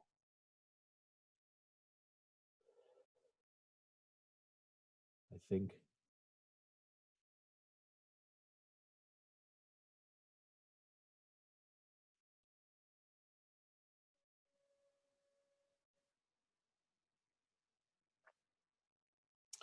Can someone confirm if you can see my slides? Great. So this was originally a methodology talk. I think it fits in nicely, though, here with the context of regional response, because this is basically a review of pandemic tabletop exercises that were done in the last decade by US, state, local, and federal agencies to prepare or try and prepare for an event like what we're going through today. And what I'm going to do is take sort of a jaundiced view of some of the problems that have been introduced systematically into those, and then hopefully speak a little bit about best practices. So preparing for this, I reviewed either the after action reports or the original materials or both for 27 tabletops at the federal, state, and local levels that have been done since 2003, when guidance was issued by the CDC that all large organizations should begin to do TTXs as part of their pandemic preparedness planning. One of the big things that I think it's important to be aware of is that medical systems, much like the military, are extremely good at ingesting orders and doing something to check the box. But a big pathology that I'll talk about is that they're not necessarily always doing what it was that they were told to do. So what do we mean by a TTX? Rex talked at the beginning of this workshop about potential pitfalls to using serious gaming to tackle preparedness for situations like this, and how you have to be very, very careful, thoughtful, and ethical about how you apply this methodological approach. Game's not always the right tool for every situation. I think over the last 2 days, what we've basically gotten is a masterclass in best practices for ideas for both what's been done already and what could be done in the future to successfully game preparedness for major global crises like this. But mostly that was not present in 2003. And so one of the biggest problems that we have which is a pathology that we come back to again and again in this community, is what are you actually getting? Are you getting a war game or are you getting something else? If a war game is the right tool, then you should probably have a war game and not something else. Games focus on human decision-making under uncertainty. And that's the definition that I used as a guidepost in my review of the TTXs that I looked at, and in deciding whether or not I felt they actually fell into this category. It's important to know that I'll be following more or less Peter Perla's definition in Art of Wargaming, in that games are not exercises and drills, which are designed to make sure that the gas cans are in place, the roads are open that you think are going to be open, the phone lines work when you pick them up. That's not the same thing. And they are also not planning meetings where you get a whole bunch of people together to brainstorm about a checklist of information that they already should have in place and are just cross-comparing their readiness on. Most of the games that I reviewed were really either bog sats, which is to say a bunch of guys sitting around talking, or drills designed to test physical and communications logistics. These are very valuable things to do. I don't want to discredit that. The point of this talk is not to say we should be doing wargaming and not doing other things. Preparedness involves a range of different activities. You have to do those drills. You do need to do those preliminary bog sats. But when you're calling those a game and they aren't really a game, then you're purporting to fulfill some kind of demand signal for a particular activity, even if you haven't. And I'll talk more about, why it might be a pathology that we don't know what we're asking for in a moment. But this is an example that I wanted to Devin, I just want to give you a heads up that we've got 2 minutes before the end of the slotted time. Great. I'll be really fast. If you check out the national FEMA TTX for institutions of higher education on infectious disease outbreak, you'll see that the instructions include a directive that everyone is to know the entire scenario ahead of time, have all the questions that will be asked ahead of time, and bring their prepared answers so that the facilitators don't have to actually cover all the material before the discussion takes place. Sorry, folks, this is not a TTX. Valuable exercise, it should be done, but it's not a war game. Yeah. Other common pathologies that I saw. Too often we're unclear about what the goals are. One of our great colleagues, Stephen Downs Martin, formerly of the Naval War College, always asks his sponsors more or less these two questions. What is it that you want to know that you don't know currently, and why do you think a war game is the right tool for it? All too often, those questions were not being asked in the TTXs that I reviewed. There were far too many one-offs. The strength of gaming comes from repetition and refinement of scenarios. You do a single thing one time and you might learn lessons that turn out to be complete black swans. So when you say to a state health agency, have you tabletop gamed a coronavirus scenario? And they say, absolutely, we did it one weekend in 2014. Often games are not pitched the right way for the players. A lot of the TTXs that I reviewed had scenarios that were not focused on decision points that were relevant to the people who were being brought into the room to make those decisions. The question of do we have enough gloves is not one that doctors running a hospital should be answering. And the question of how do you prioritize what patients to save when you run out of care options is not one that your county emergency management officials should be answering. So one of the biggest pathologies I saw repeatedly was there's one way to think about preparedness for a pandemic, and the scenario was written the same way for every audience, even if it wasn't appropriate. Another big pathology was that policy decisions and resourcing decisions were often not linked in scenarios. If we've learned anything over the last few weeks, it's that these are absolutely inextricable. And it is okay for your agency, your department, to think discreetly about one thing and then think discreetly about the other thing. But if you aren't also doing an exercise that brings the two together, then you aren't actually prepared.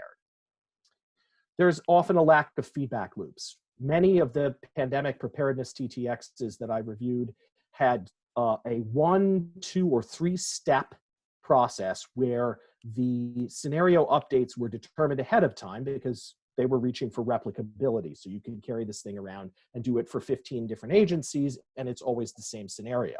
The problem is that fails to incorporate any decisions that were made in round 1 into round 2, and then made in round 2 into round 3.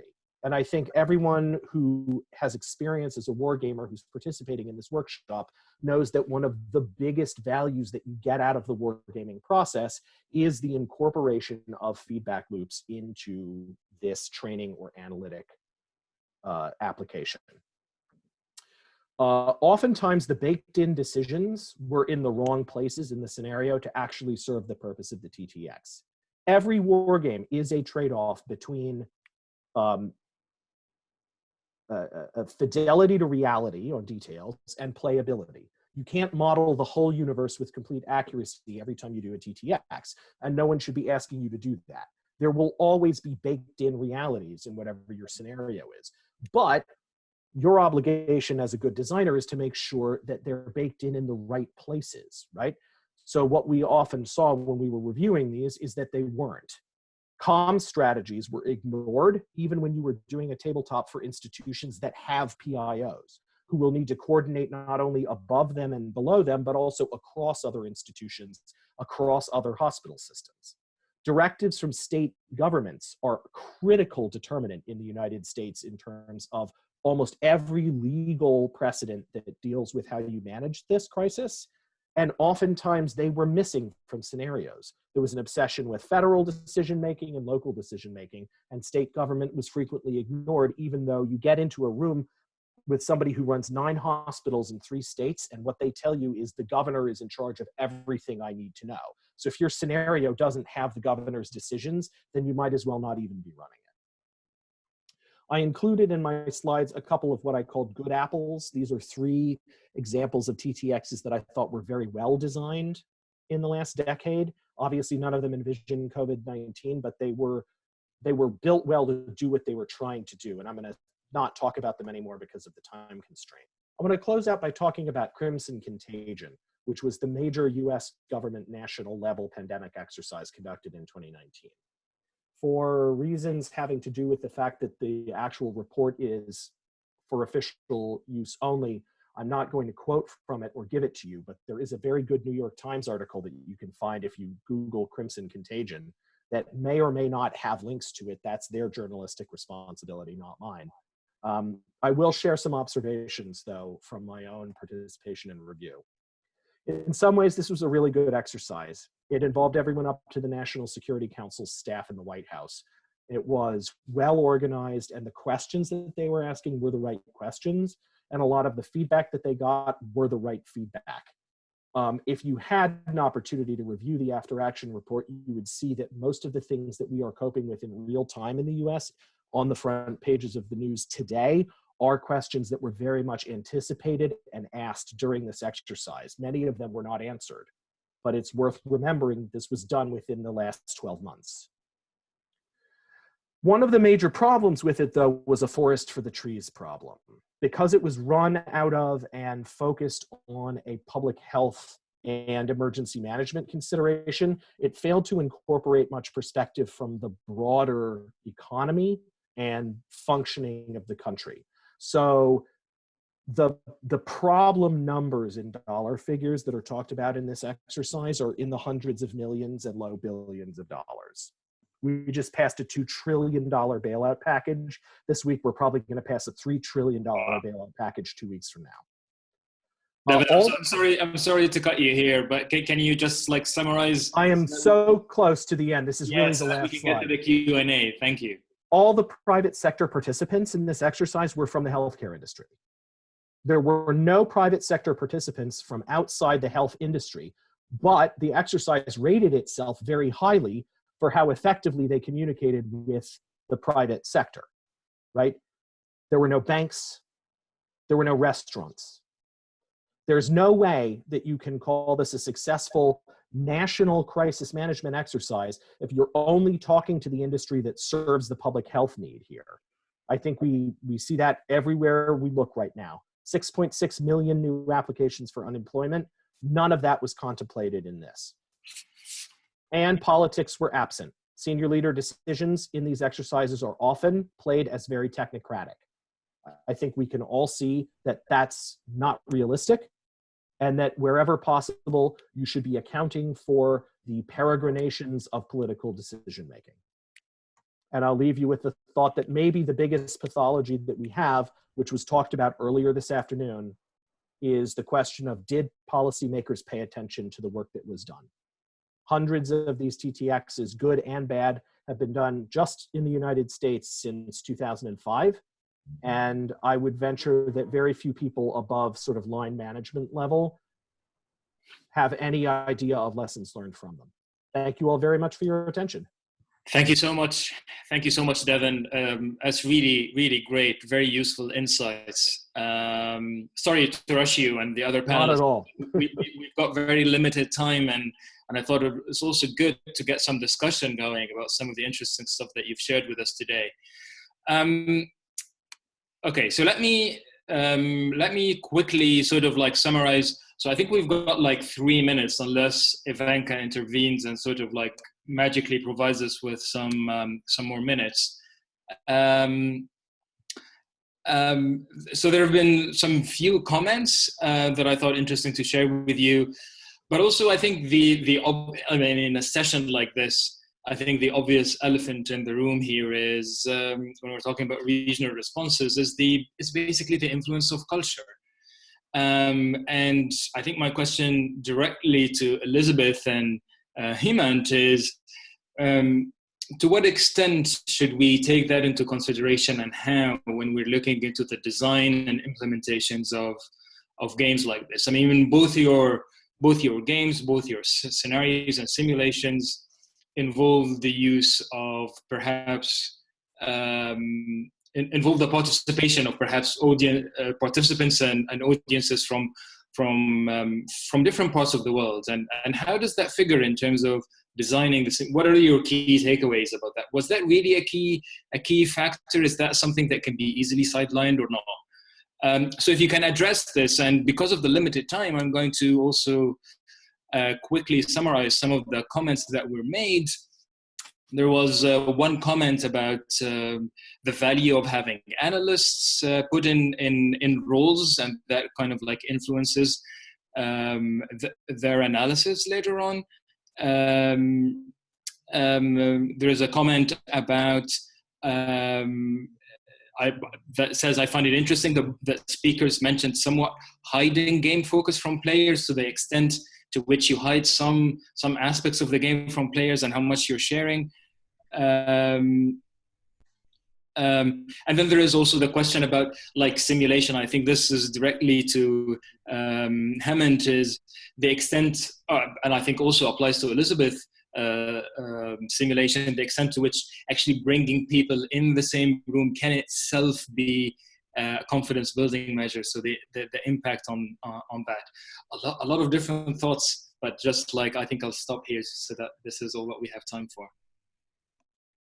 I can kick it off in answer to the question you raised on culture. I think that's a good one, and one of the things that we found that this game is really useful for as a discussion tool is to try to lay bare some of the assumptions that underlie the way that players from different places play the game. So there's a lot of work that's been done on strategic culture. Certainly, I'm actually a sociologist and anthropologist by training, so this is in my wheelhouse too. But I think the way that this has come out in the game is just kind of, there are certain assumptions about how different societies would react, how the government would respond, that are generally shared by players on the team, that actually can be surprising to those of us potentially subject matter experts from elsewhere, myself and my teammates as facilitators. And so having a means through this game to unpack some of those assumptions and see where they lead has been really helpful. So we try to be attentive to that when we're analyzing the results of the game, and draw out those issues in the hot wash. I would also say though that there's, there are different cultures of expertise among the subject matter experts and among those portfolios that we draw out. So even sometimes the implicit assumptions that the public health officials who are playing this game or supporting this game come in with are vastly different from those of the economic experts, the kind of political focus people in the room. And so it's not just the overall society or country culture, it's these individual silos that can be generated. And so using the game as a means of breaking down some of those subcultures and exposing them and showing that the motivations that both sides are working under are in fact sometimes quite different, particularly when you have a situation like this that does require balancing trade-offs. That's been another piece where I think we've seen that come in. I mean, I agree with what Elizabeth said. That's something similar that we do. So I don't want to repeat. So I'll take the second part, or the second question, which is about federal and state level officials. I think off late, what we've seen is a definite interest in trying to think more broadly about policy. But having said that, there's very little encouragement from senior policymakers, especially within, say, India, Bangladesh, or Sri Lanka. But there's definitely at the junior and the mid-management level, and even specific provinces that have, for example, Karnataka province in southern India specifically is looking at including gaming methods into informing their policy planning decisions. So these are some of the groups that we tap into, and we try and like tap into these networks. The other way that's worked well is partnering with think tanks. So there's a certain degree of network again that think tanks do bring to the table, and credibility as well. So that helps us just focus on the game and let the participants come in and listen to us and play the game. Fantastic. Devin, do you want to share any insights on the culture question? I know you did not specifically talk about it, but like as a thought experiment, the simulation that was played in the US, the pandemic simulation. I mean, to what extent do you think that would have been run very differently had it been to a very different set of participants? That's a really good question, and I think this is something that's worth bearing in mind whenever you're wargaming anywhere. Is there really are cultural realities, and most anything that I'd say here fits into kind of the tropes that we always repeat about open versus closed and hierarchical versus non-hierarchical cultural patterns. But I think in most any US wargaming situation, you're more likely to see willingness on the part of junior people to challenge assumptions by senior people than you are in South Asia or East Asia for that matter. I've spent a lot of time wargaming in China, and there are real cultural truths to that. However, I would say if the US as a society has a wargaming pathology, it is the tendency to conclude that we've won at the end of the day, regardless of what the actual outcome of the scenario was. So. Fantastic. Thank you so much. There are a lot of very interesting comments coming up on the chat. So I encourage you all to go and read them. I think they will stay, and I think you'll probably also download them. You can possibly also download them as well. One of the things that I think you pointed out to and caught my attention, Devin, was just like how much this sort of like plays into the dimension of uncertainty, right? And I'm wondering, like, to what extent, and I would pose that question to the three of you now that we've got 5 more minutes. To what extent in the design of the simulation, so either Crimson Contagion or Hammond, your simulation, or Crossing the Rubicon for Elizabeth, like how did you think about integrating uncertainty and the balance between what is the premise and what's uncertain and left out? Well, Crimson Contagion, and to be clear, I did not design it. Crimson Contagion is what I would call a hyper-realistic exercise, right? They're not really rules. There are no counters or maps or anything like that. The idea was to try a functional execution of an emergency management response based on a fictional crisis.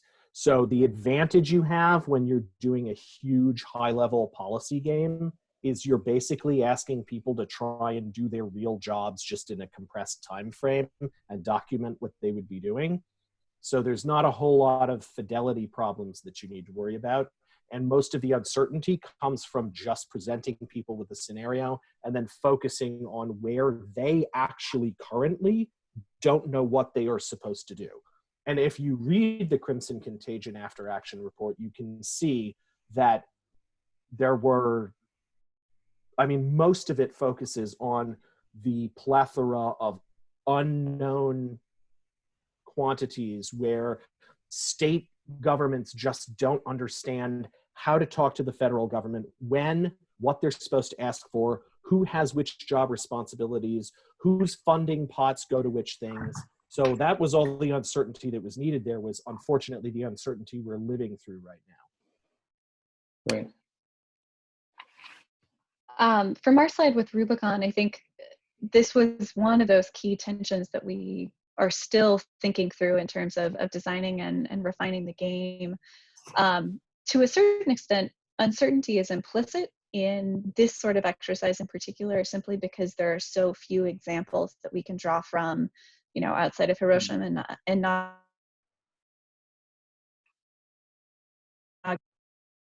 Sorry, it's impossible to game this out in a way that does provide perfectly clear certainty, because we simply don't know how that it would play. And so I think, as I mentioned as well, we tried to use that to our advantage to a certain extent by providing enough information that we were comfortable that we were basing it on the best estimates available from subject matter experts, but to not go beyond that, both in order to allow participants to experience what it would be like with the fog and friction after some sort of an event like this, but also in order to avoid potentially polluting the game with some sort of bad information or bad priors, because our goal more than anything were to see how players do react and respond to this sort of uncertainty. And I think that's something that we're still thinking through in terms even of that change from round 1 to round 2.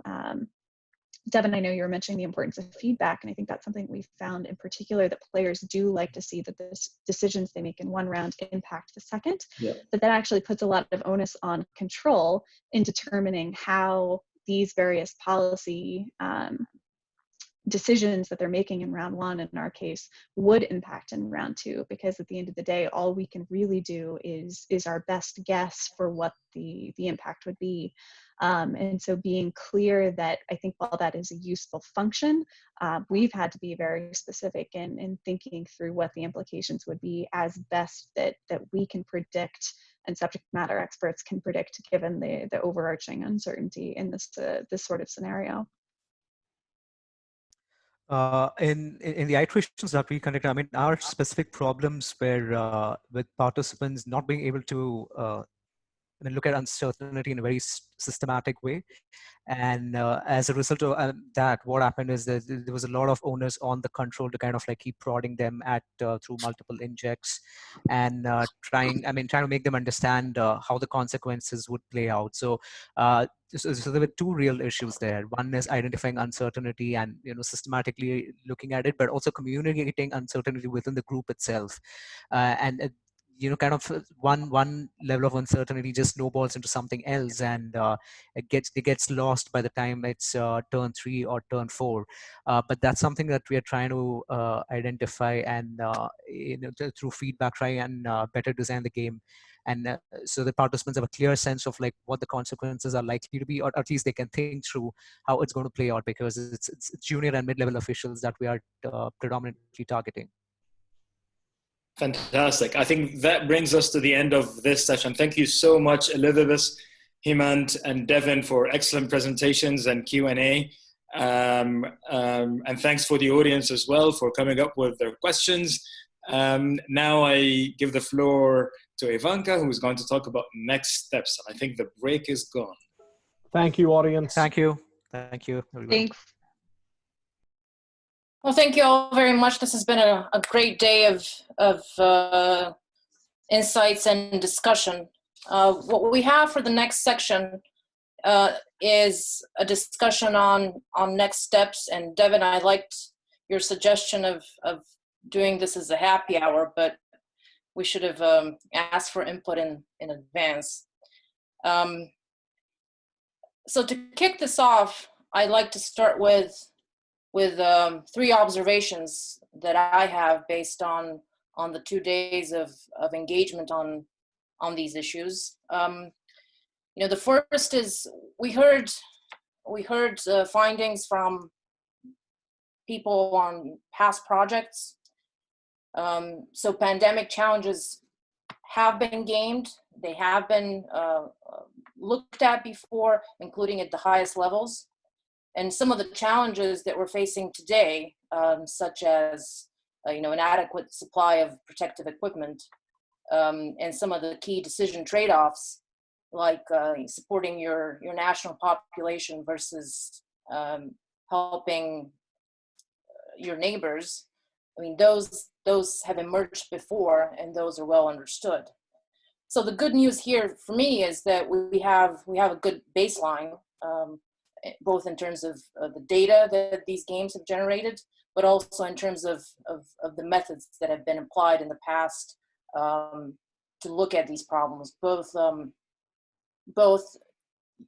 as using games for education, but also using games as analysis. So we've got a good baseline to build off of. There are 2 questions that emerge from that. The first is access. So access to these data and access to those methods. So in academic terms, you know, how do you do a literature review? How do you know what people have already done? And you know, this workshop is a first step in bringing this all together. The second related question is the question on influence, and how do we disseminate these findings in a way that is effective. My second observation is that we have a range of wargaming methods that can be applied for analysis. And these methods can be combined with other analytical approaches, including modeling, for example, and we heard from speakers on how to do that. So interdisciplinarity is a key feature of using and applying war games to different kinds of problems. But that creates challenges in itself. So interdisciplinarity creates challenges with epistemology, meaning that different disciplines make different assumptions about what we can know and how we can know, and what constitutes good analysis. So we come up with into the problem and the question of quality control and how we do that. The third observation is that we have a very wide range of questions that are emerging from the current, from the changing strategic environment, and those questions stem from healthcare, socio-economic impacts, but also impacts on future conflict. We talked about games used to inform short-term responses. We also talked about games used to understand medium-term and post-pandemic wave 2 responses, or looking at the broader long-term changes to the environment.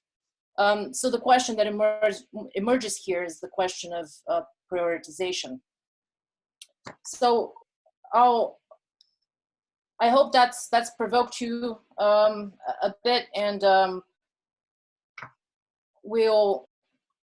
take a look at the chat to see what comments are there, but also if you'd like to comment, Anna can promote you to a panelist so that you can get video.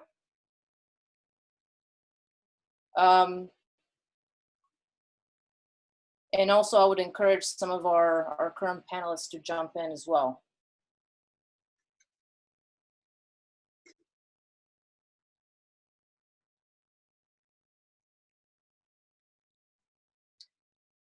So for the discussion, I have other than my own observations, I have three main questions that I'd like to pose to you. The first is, what do you see as the key research areas that have emerged that we should prioritize? And I know that we have a lot of people in government that are attending the workshop, so it will be we'd like to hear from them as well.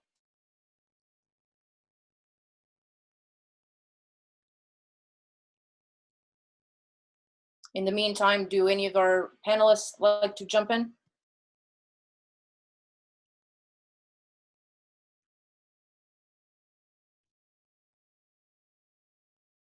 Sure, I guess. Hi, I guess I'll jump in. So I'm very interested in sort of this post-corona world, a new world order. Of course, I occupy more of the hybrid information sphere. So, you know, part of it would not necessarily be medical per se, but it would be looking at what are the short and long-term effects of this constant social distancing, and then how do some of our state and non-state actors are currently challenging or using the crisis, leveraging the crisis for their own means, their own end. I think, to me, that is something that we haven't really worked out yet. You know, do we know if this is going to, for example, accelerate Chinese economic advantage in Europe? Do we know if this is going to allow Putin to leverage, you know, some of his, you know, decision-making process, and either the tactical, operational, strategic, either internal to Russia or external, and exerting a greater power and influence? Those are the questions that I have, and those are the things that I'm also very interested in. Again, maybe not as pandemic focused, but still I think that it's a very key element to the current situation.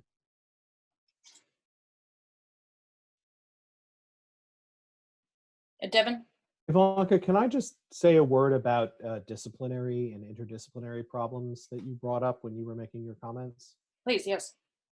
So intriguingly to me, one of the most difficult things about gaming with first response agencies and actors in general is the tendency to fall back on the infallibility of incident management systems. And this is one of the biggest challenges that we've had, not in terms of my talk about what I reviewed, but in designing customized applications, is that people are so drilled to believe that all you have to do is look at whatever NIMS says you're supposed to be doing now, that if you break the system, there's an inability to respond and people check out of the exercise.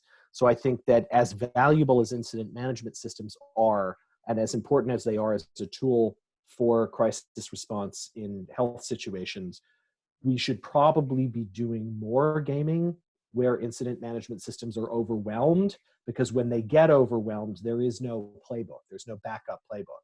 And gaming is one of the best ways to develop at least concepts among people who are going to be managing crises for how to deal with that when the only set of rules that you have is tossed out the window. JD? I'd second that strongly. You know, one of the things we were finding is when we were looking at the counter cyber operations response and the urgency, most folks did not realize how quickly things deteriorate when we get into systems fail, people die territory. You know, we've talked about it in the abstract.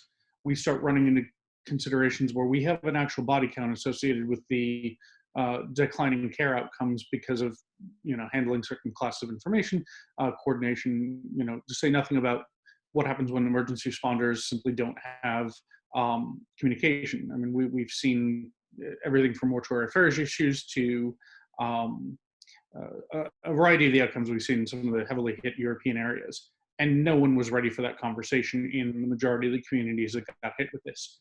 even having, in the difference between those that had prior biowarfare or pandemic modeling experience walking into the live crisis and those that didn't. I mean, we sweat in training so we don't bleed in combat.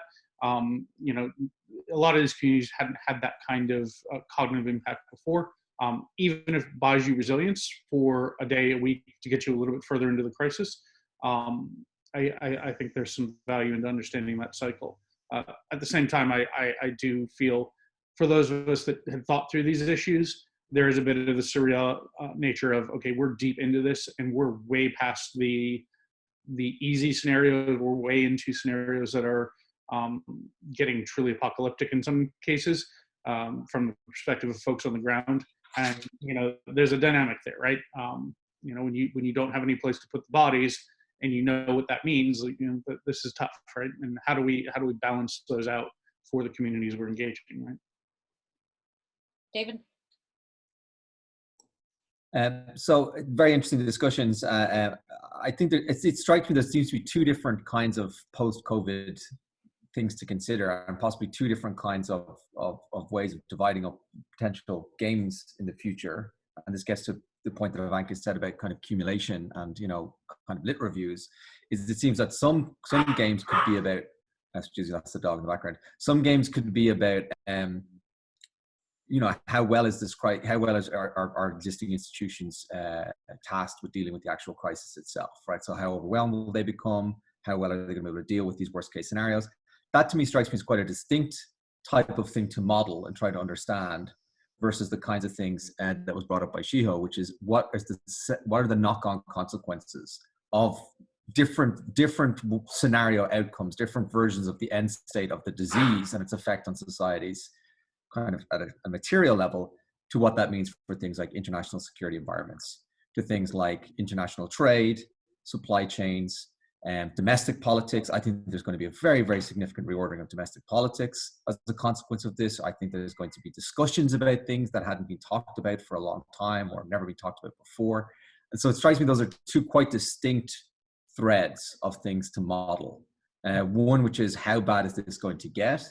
And then the other versions of, okay, assuming it's worst case versus medium case, how does that affect then things like NATO? And how does that affect things like international trade? So these are two distinct threads of types of things to be modeling about the future. And it seems to me that they could talk to each other very well. One set of games could be modeling those kinds of health, you know, outcomes, and then the other one could be using those as sort of, okay, I assume that this is correct on this assumption. What does that mean for security? David, thank you. And just to echo that, so what I'm hearing is that you're, you know, there's a distinction between the crisis, you know, during the crisis and after the crisis.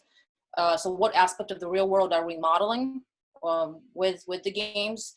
And that also connects to a question of timing. You know, is it short-term impacts or long-term impacts? And I hope we get into a discussion on units of analysis as well, because I mean, are we looking at the systems level? Are we looking at a country level? Interested in domestic politics or the individual level, and that also depends on the kind of questions that we're looking at. So Kathleen? Yeah, I was just going to say, I didn't get to it in my talk because of time, but I was going to bring up the issue of the accidental change. So that change happens slowly, and established systems and ways of doing things resist radical change and follow sort of a rumbling path. But all those things that are under the surface will, in an event or historical accident, then everything that we were thinking about under the surface is going to happen in some way, shape, and maybe accelerated. So for instance, devastated economies, health outlooks of developing countries. I think the close poverty, living close together, if you look at some of the maps, it looks like the virus sort of spreads much quicker in areas like that. You're going to have greatly increased immigrations to countries that have weathered the virus, you know, in a better way, and you're going to see very slow, in my mind, imagination, a slow recovery of developed nations, and it's going to it's going to accentuate xenophobia and fear of other. And perhaps there'll be less in-person and more remote ways of living, meeting, and business industry. Erosion of established ways that we do things. Children might be more back in the home with parents, and home might become a sanctuary, or it might become a hell, depending on what the family dynamic is there. One good thing is better air quality, more sedentariness, probably more weight gain, and long-term changes in consumer behavior. Disney posted something that they're definitely going to see lower attendance at movie theaters and parks, and more subscribers to streaming services, things like this. So I think we're going to see a tremendous reordering, and the hardest hit will be probably the poorest countries, and in the developed countries, you're going to see in certain areas. It seems to me, just looking at maps of the spread in New York, it seems the poorest communities are getting more cases. I don't know if that's actually panning out fully, but that's just my just quick visual take on what I see. Well, thank you very much. And so just to read through the some of the comments on the chat, we've just added Peter Perla to the panelists, so you should be able to hear and potentially see him. But if you want to make an audio or video comment, please message Anna, and she can add you to the video. Peter, I'm sorry, I know I took your name in vain earlier. Oh, that's okay, Devin. No problemo. So Peter, you had a series of comments? Well, yeah, I was thinking that one of the potential things that can come from the TTX series of games, that some of which Devin and others talked about, was to use those games to help identify where the breakdowns in communication among the various agencies might be, and to help the agencies develop standard operating procedures and handbooks for communication, so that when new officials come into office or take over the jobs, they can go to their little handbook of pandemic response and see all of the key insights that have come from real world responses and exercises as well as games. My vague recollection when we were doing work with the Department of Health and Human Services about a decade ago was that they were trying to do that sort of thing, but it's so long ago I don't remember the details. But that certainly seems some way of taking the results of games and exercises and analyses and feeding them into the decision-making system for the actual decision makers. Thank you, Peter. Elizabeth, did you have a comment? I did. Thanks so much. In terms of resources moving forward and the impact of COVID-19, I think one of the things that I have been listening attentively for over the past couple of days is, how do we run war games or tabletop exercises when we're not able to sit together around a table? And I know a lot of you have been pushing out into the online space, and that's something that I'm going to be increasingly thinking about for the work that we do at Stinson. I think there are a lot of advantages there, but one thing that I would really appreciate as a resource, if someone could direct me to, or if this doesn't exist, perhaps it would be a follow-on action for this group.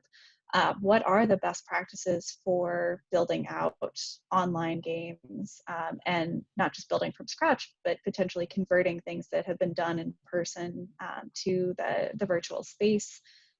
What are the pitfalls of that, and any thoughts on how you can avoid challenges that would be unique to virtual engagements of this sort?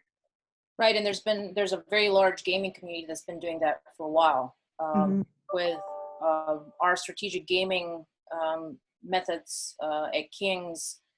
we tested a remote online version on the 11th of March when this just started. So there is a need to very quickly adapt. Hemant, you had a comment? Yeah, just a quick one. So when we did the iterations, one of the major feedbacks that we did receive was, and this again goes back to Shiho's point about design again, looking at the post-COVID crisis, was about how much more pronounced the impact could be on a gendered basis. And it was both a criticism as well as kind of like a feedback that nudged us to, or probably is going to like push us to incorporate more of that element into the game itself. But I'm happy to kind of hear any thoughts on that, or if some Shiho or others have worked on that specific aspect, incorporating the gender angle into the game itself, looking at the post-COVID angle. Hemant? Thank you. Yeah.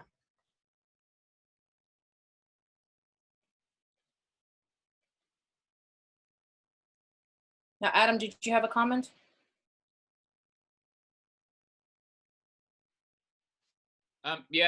Just briefly about this thing of using different tools. I mean, one I use myself is just using quite simple PDF forms, and that's so using existing technologies which people already have on their systems, and that works quite well, particularly when you're like me and you're dealing very much in an international environment.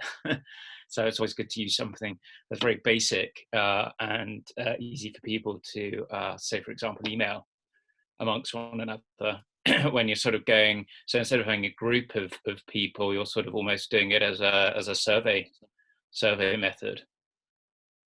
So that's one way around that you can quickly adapt to a digital version in the current environment.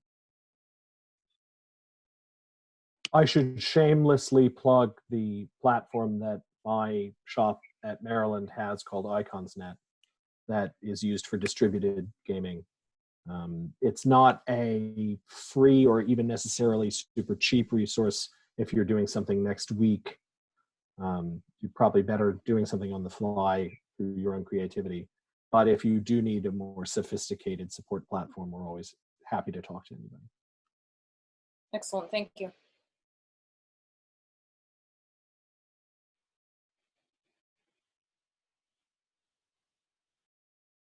So we have a range of comments in the chat, and I encourage you to look at those. The second question I have to the group is, where do you see the opportunities to exploit the synergies between the different approaches? In other words, how do we collaborate as the group more effectively?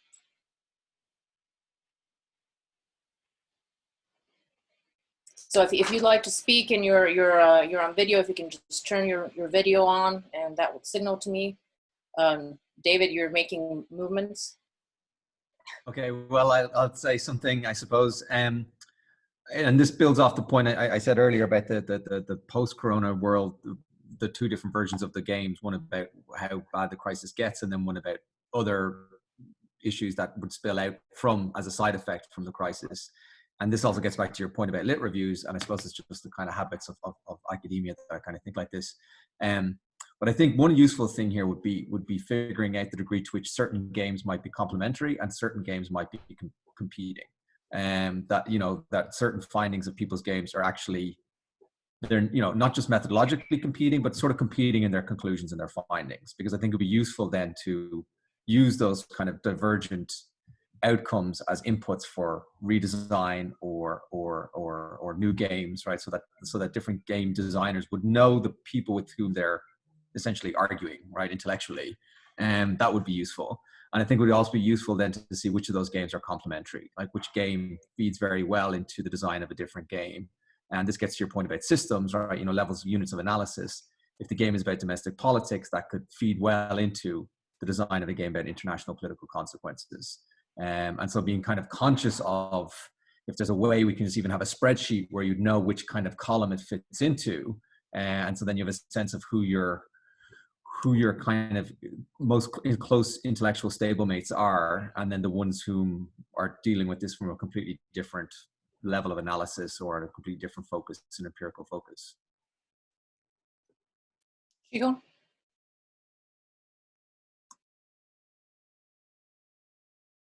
Chico, did you have a comment? Yeah, sorry, I was typing something in the chat. I know that someone mentioned something about gender and the effects of coronavirus, but I do want to also kind of get back to the point. I think that there is some data out there to take a look at what that post-coronavirus world could potentially look like. I think that there is a lot of unknowns for it. And I do agree, I think it would be very important to make sure that however we develop a wargame and an exercise that takes a look at that it is complementary to some of the other work that's out there. How do we do that? I think you have to, in my opinion, you have to plan these things with a certain level of synergy. And so to me, it's planning different components of a larger war game series or a larger war game exercise, or taking a look at how operational tactical nest within a strategic decision-making cycle, how all of these elements tie in together. What I've seen in the past is that generally people go broad and then they look at where the gaps and seams are, or the areas in which the war game or the exercise didn't cover, and then really try to narrow the focus using some of the same tools or some of the same procedures. And so maybe that's one of the ways to sort of skin the cat, so to speak, if that makes sense.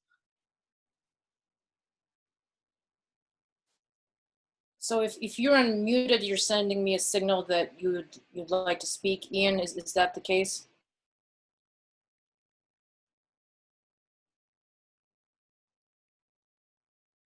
And Joshua, hi, you've been very active on the chat. Would you like to weigh in on some of the points? Ben, please. Yes. Hello. Just a few comments. So it was a very nice day. It was very interesting. So to answer your question, how to continue and to build a community after this very nice and very insightful workshop. So we may consider to build a group. So by a methodology, I think that many people have discussed, for example, some games, some metric games. So maybe it can be interesting also to share by communities. I think that another comment I have is a Scottish philosopher, Adam Ferguson, said that he was talking about, he was interesting about the results of human action, but not of human design. And I think that some of us are more focused on human design. I mean, the design of a global management at a country and international level, while some of us are more focused on human action. I mean, the action of communities, private actors, some local public actors. And I think that it can be also another way to consider the things, maybe try to create small communities and offer the opportunity to the people, to the participants in the workshop, maybe to share their ideas in one or two communities, maybe. Thank you. Joshua? There we go, we're unmuted. No, just really, I agree there. That's a good example there. I just typed in, we might start by having almost a capability audit of what our community, what it is. How many serious players are there in this environment? What are our capabilities? And that drives, therefore, how many of these events can we actually support? Under the ASC, and I typed a little bit about that slightly further up as a contracting mechanism in the UK that has been working quite well. There was a capability audit carried out by DSTL for sort of an audit of wargamers, and it came back initially that, oh wow, we've got lots and lots of wargamers, but then we realised that actually they were based on very few people. The SQUEP was very limited. So the initial going back out to mainly the MOD in the UK was great. You can do loads of wargaming. And then there was a sort of, oh wait, hang on, it's mainly based on 5 or 6 individuals, so you can't actually really do as many as you think. So, you know, whilst we, yeah, I'm really glad to see that it's a growth area. I'm really pleased. I think it's such a valuable tool for helping, but we just need to be careful about saying we can do lots and lots if indeed we can't. I think that's probably the main point there. Thank you, Joshua. And I'll turn to Peter for some thoughts on how we can exploit synergies between different approaches.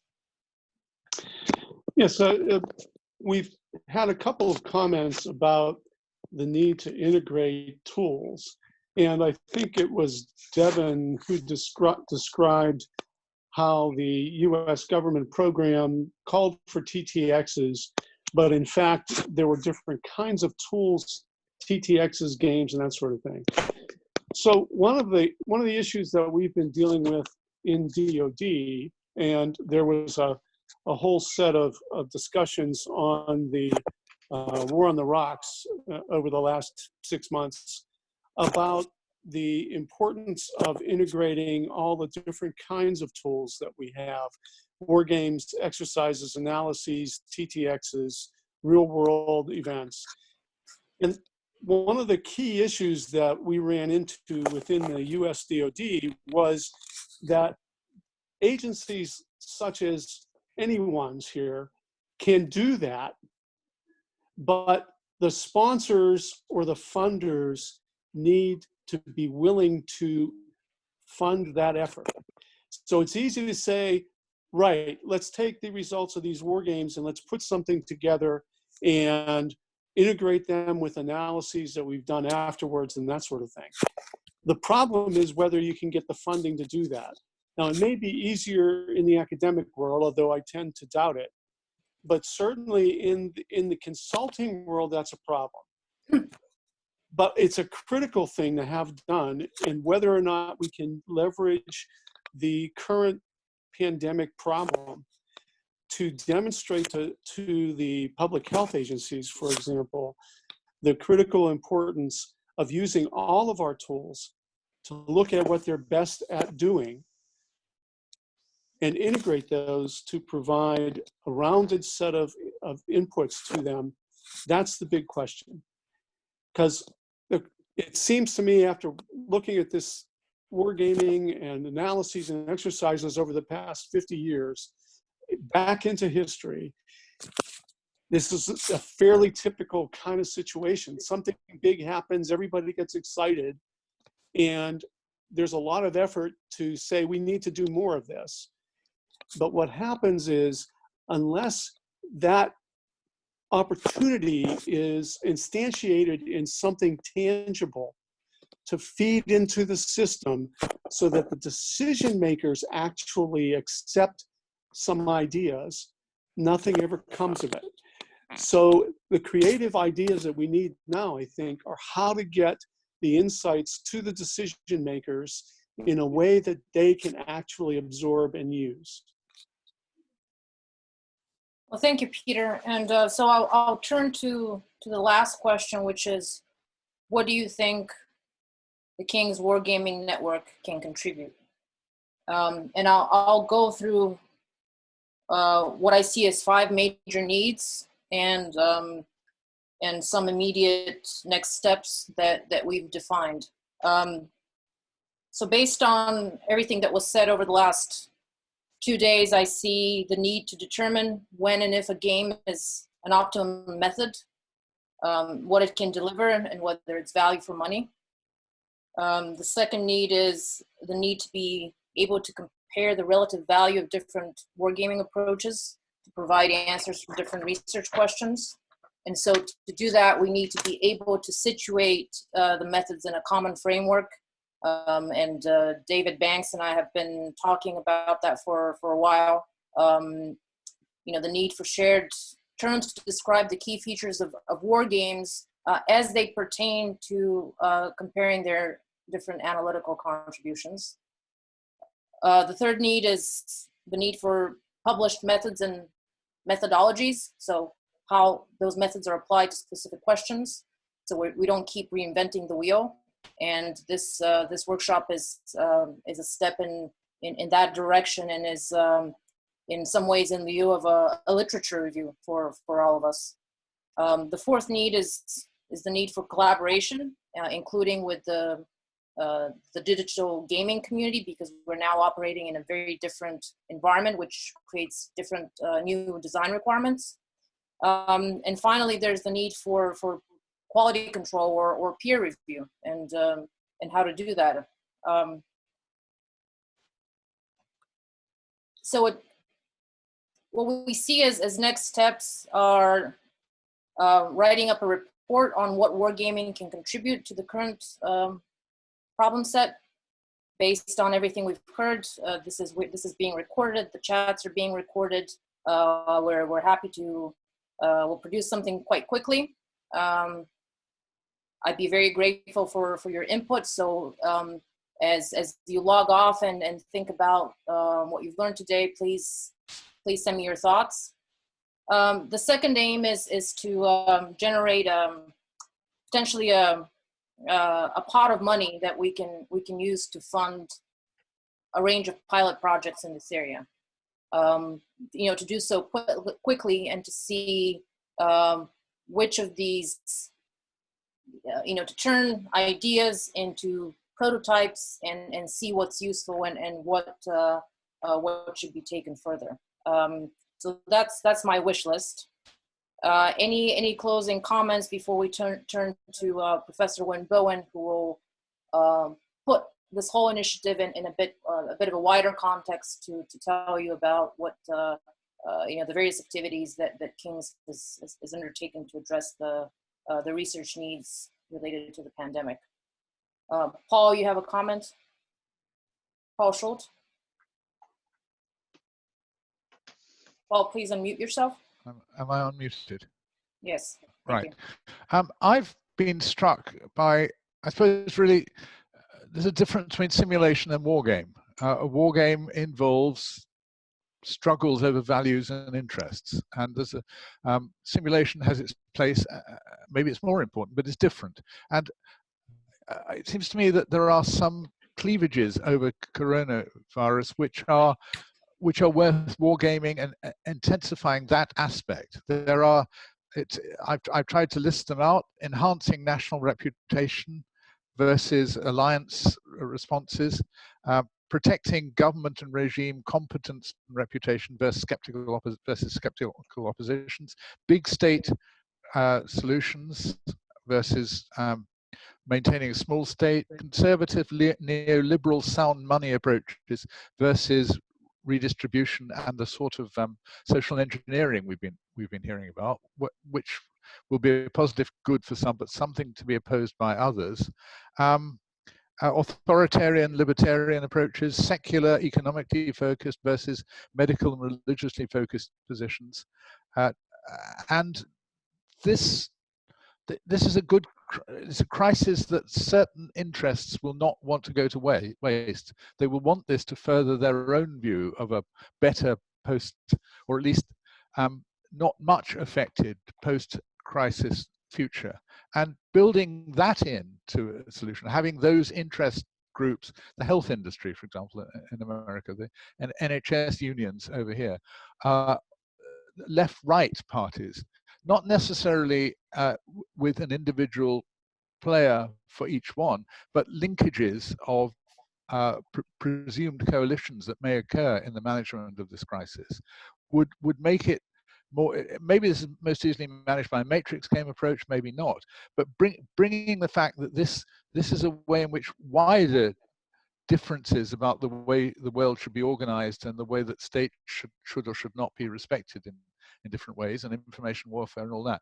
If you could bring those in and show that they touch on every aspect of the crisis, every decision, every way that there's a press conference or a sort of parliamentary or congressional comment, that might make it more live and more valuable, although more sensitive. Thank you, Paul. Karim? Yes, so more than a comment is more of like a follow-up question to this idea that we need to collaborate, well, not only between different disciplines and with the other actors outside, but even amongst ourselves. This is really the first time that I've participated in any event with the Wargaming Network, so I'm not familiar if you already have a system for this, but how do we further the collaboration in between us? Because I think not only in the talks, but also in the chat, all these different themes that were coming up and different people interested in some of them, how do we recollect them and bring them together? Like, how can we as a group keep those going? Because clearly we need more time for some of these discussions, and there's so many of us, and only with limited time, sometimes we just scratch the surface of this discussion. So how can the Wargaming Network, is there a mechanism or a system for us to carry on these discussions and then bring them forward to the rest of the community? I mean that's my main concern, really. Well, I think it's worth clarifying that the Wargaming Network is a research entity within King's College London. Yeah. So we're not a membership organization per se. We do aim to engage a wide range of stakeholders and to bring together scholars with the professional wargaming community, also with the policy community, and to create an environment in which ideas can be shared and advanced. One thing that, and we can think about how to advance collaboration within that framework.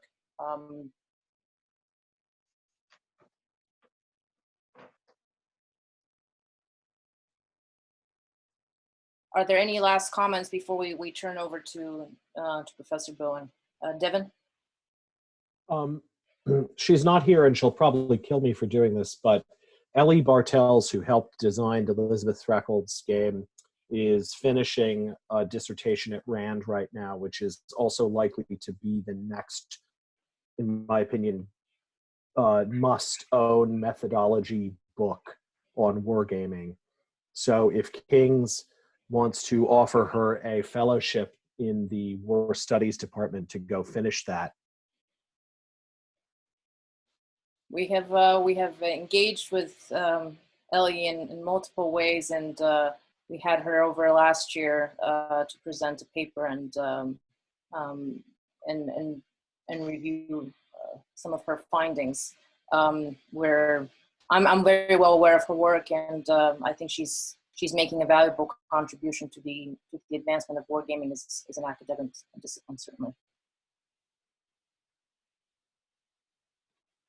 Well, thank you all very much, and I'm pleased to introduce Professor Wynne Bowen, who's the head of the School of Security Studies. Wynne, welcome. Hi, how you all doing? Can you hear me okay? Yes. Cool, shall I crack on? Please, yes, thank you. Okay, well, thanks, Ivanka, and good afternoon, everybody.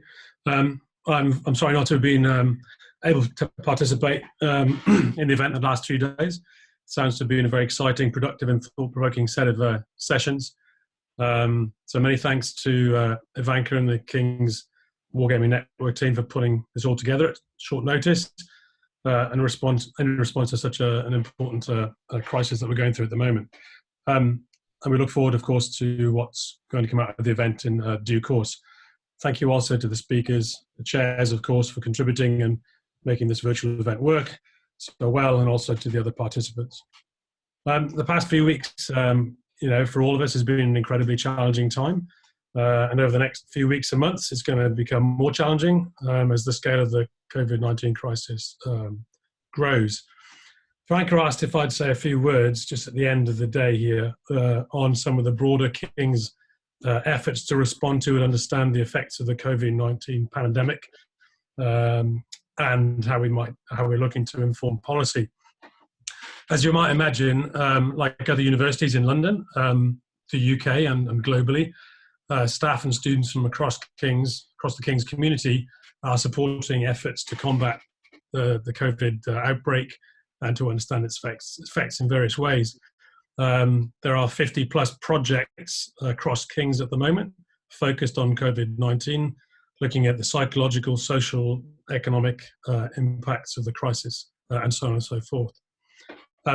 As a university that makes a significant contribution to the health and biomedical fields in the UK and globally, and with our two National Health Service Foundation trusts, Guy's and St Thomas's and King's College Hospital, clearly the main effort of King's is actually in the health field.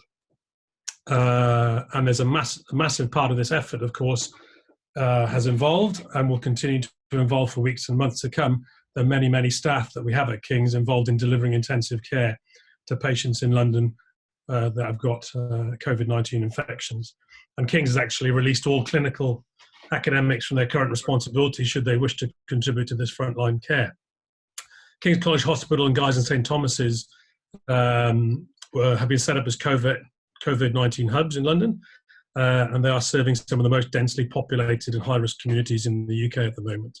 And also many of the King's labs, medical pathology, microbiology, have all been dedicated to increasing the capacity and support for diagnostic testing for the health effort in London. Beyond that frontline work, King's is doing a lot of sort of innovative stuff around dealing with the health effects of the crisis.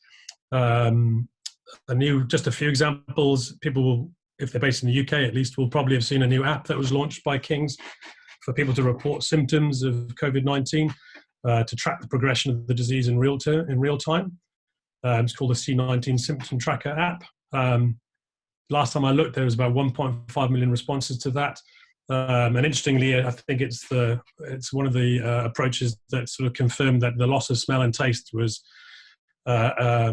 picked up in 60% of confirmed people with the virus. We have academics working with the University of Oxford on rapidly developing a prototype ventilator, again, along with other organisations, in response to the government's call for that work. We have a colleague who's developed a secure online platform called A Touch Away, which is about enabling secure communication between intensive care unit teams and families of people who are unwell, and to enable virtual family visiting. We have infection and immunity biomedical specialists who are exploring ways they can support the NHS and Public Health England, and including developing a COVID-19 diagnostic service capacity. New techniques to improve the outcome of patients with COVID-19 through a testing program. I mean, there are multiple things going on really at King's, and the list is quite long, and I could go on. We have some colleagues. I think King's is putting a lot of emphasis on the mental health implications of COVID-19.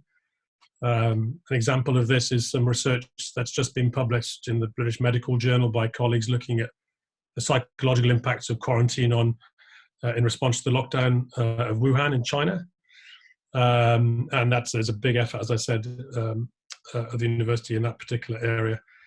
We've got academics dotted around different places, providing advice to the UK government, to the NHS, to the World Health Organization, and academics too are playing a significant role, I think, in the TV and radio and press commentary on COVID-19 across a range of issues. But just to give you an example of some of the other research topics that I've managed to pick up on over the last week or so, we've got people looking at the effects on the elderly, on elderly populations, on the issue of communicating with the public. We've got historians looking at how the current response compares to previous government responses to crises and to shocks. We've got health academics looking at Japan's response to COVID, because it's been relatively successful, of course. We have people looking at pandemic and infection in fiction writing. We have academics looking at China's diplomacy around COVID, issues of trust and the like, the impact of COVID on Brexit, the economic costs of COVID, and I could go on, but I won't, because I know this is the end of your second day. But there's a whole bunch of stuff going on, which I think makes me and the colleagues very proud of being part of King's in terms of making a big response to this crisis. King's has also provided some new grants internally to bring together people from different disciplines through our Kings Together program. And Ivanka, actually, I'm not sure if you've mentioned that you've been successful in gaining one of those, which will be looking at wargaming and bringing in people from different disciplines. So that's kind of just a summary, really, I guess, of the various things that are going on across the university. I think in our school, in particular, School of Security Studies, we've been trying to cope with shifting all our education into remote delivery to be fully flexible. At the end of this term and going into the next term, we've been looking at how we change assessments so that we take into account remote working and the significant stress that some of our students are suffering because of the crisis, whether it's because they're away from home still, whether they're worried about getting ill. A lot of our students have lost part-time jobs, so we're trying to work out how we help there. And just the general uncertainty that's surrounding everything. We've also been doing a lot of work in assisting our staff to move to remote working, which is partly technically focused, but also there are issues to do with some people find it difficult to work from home because they may have significant sort of caring responsibilities. So it's a big effort.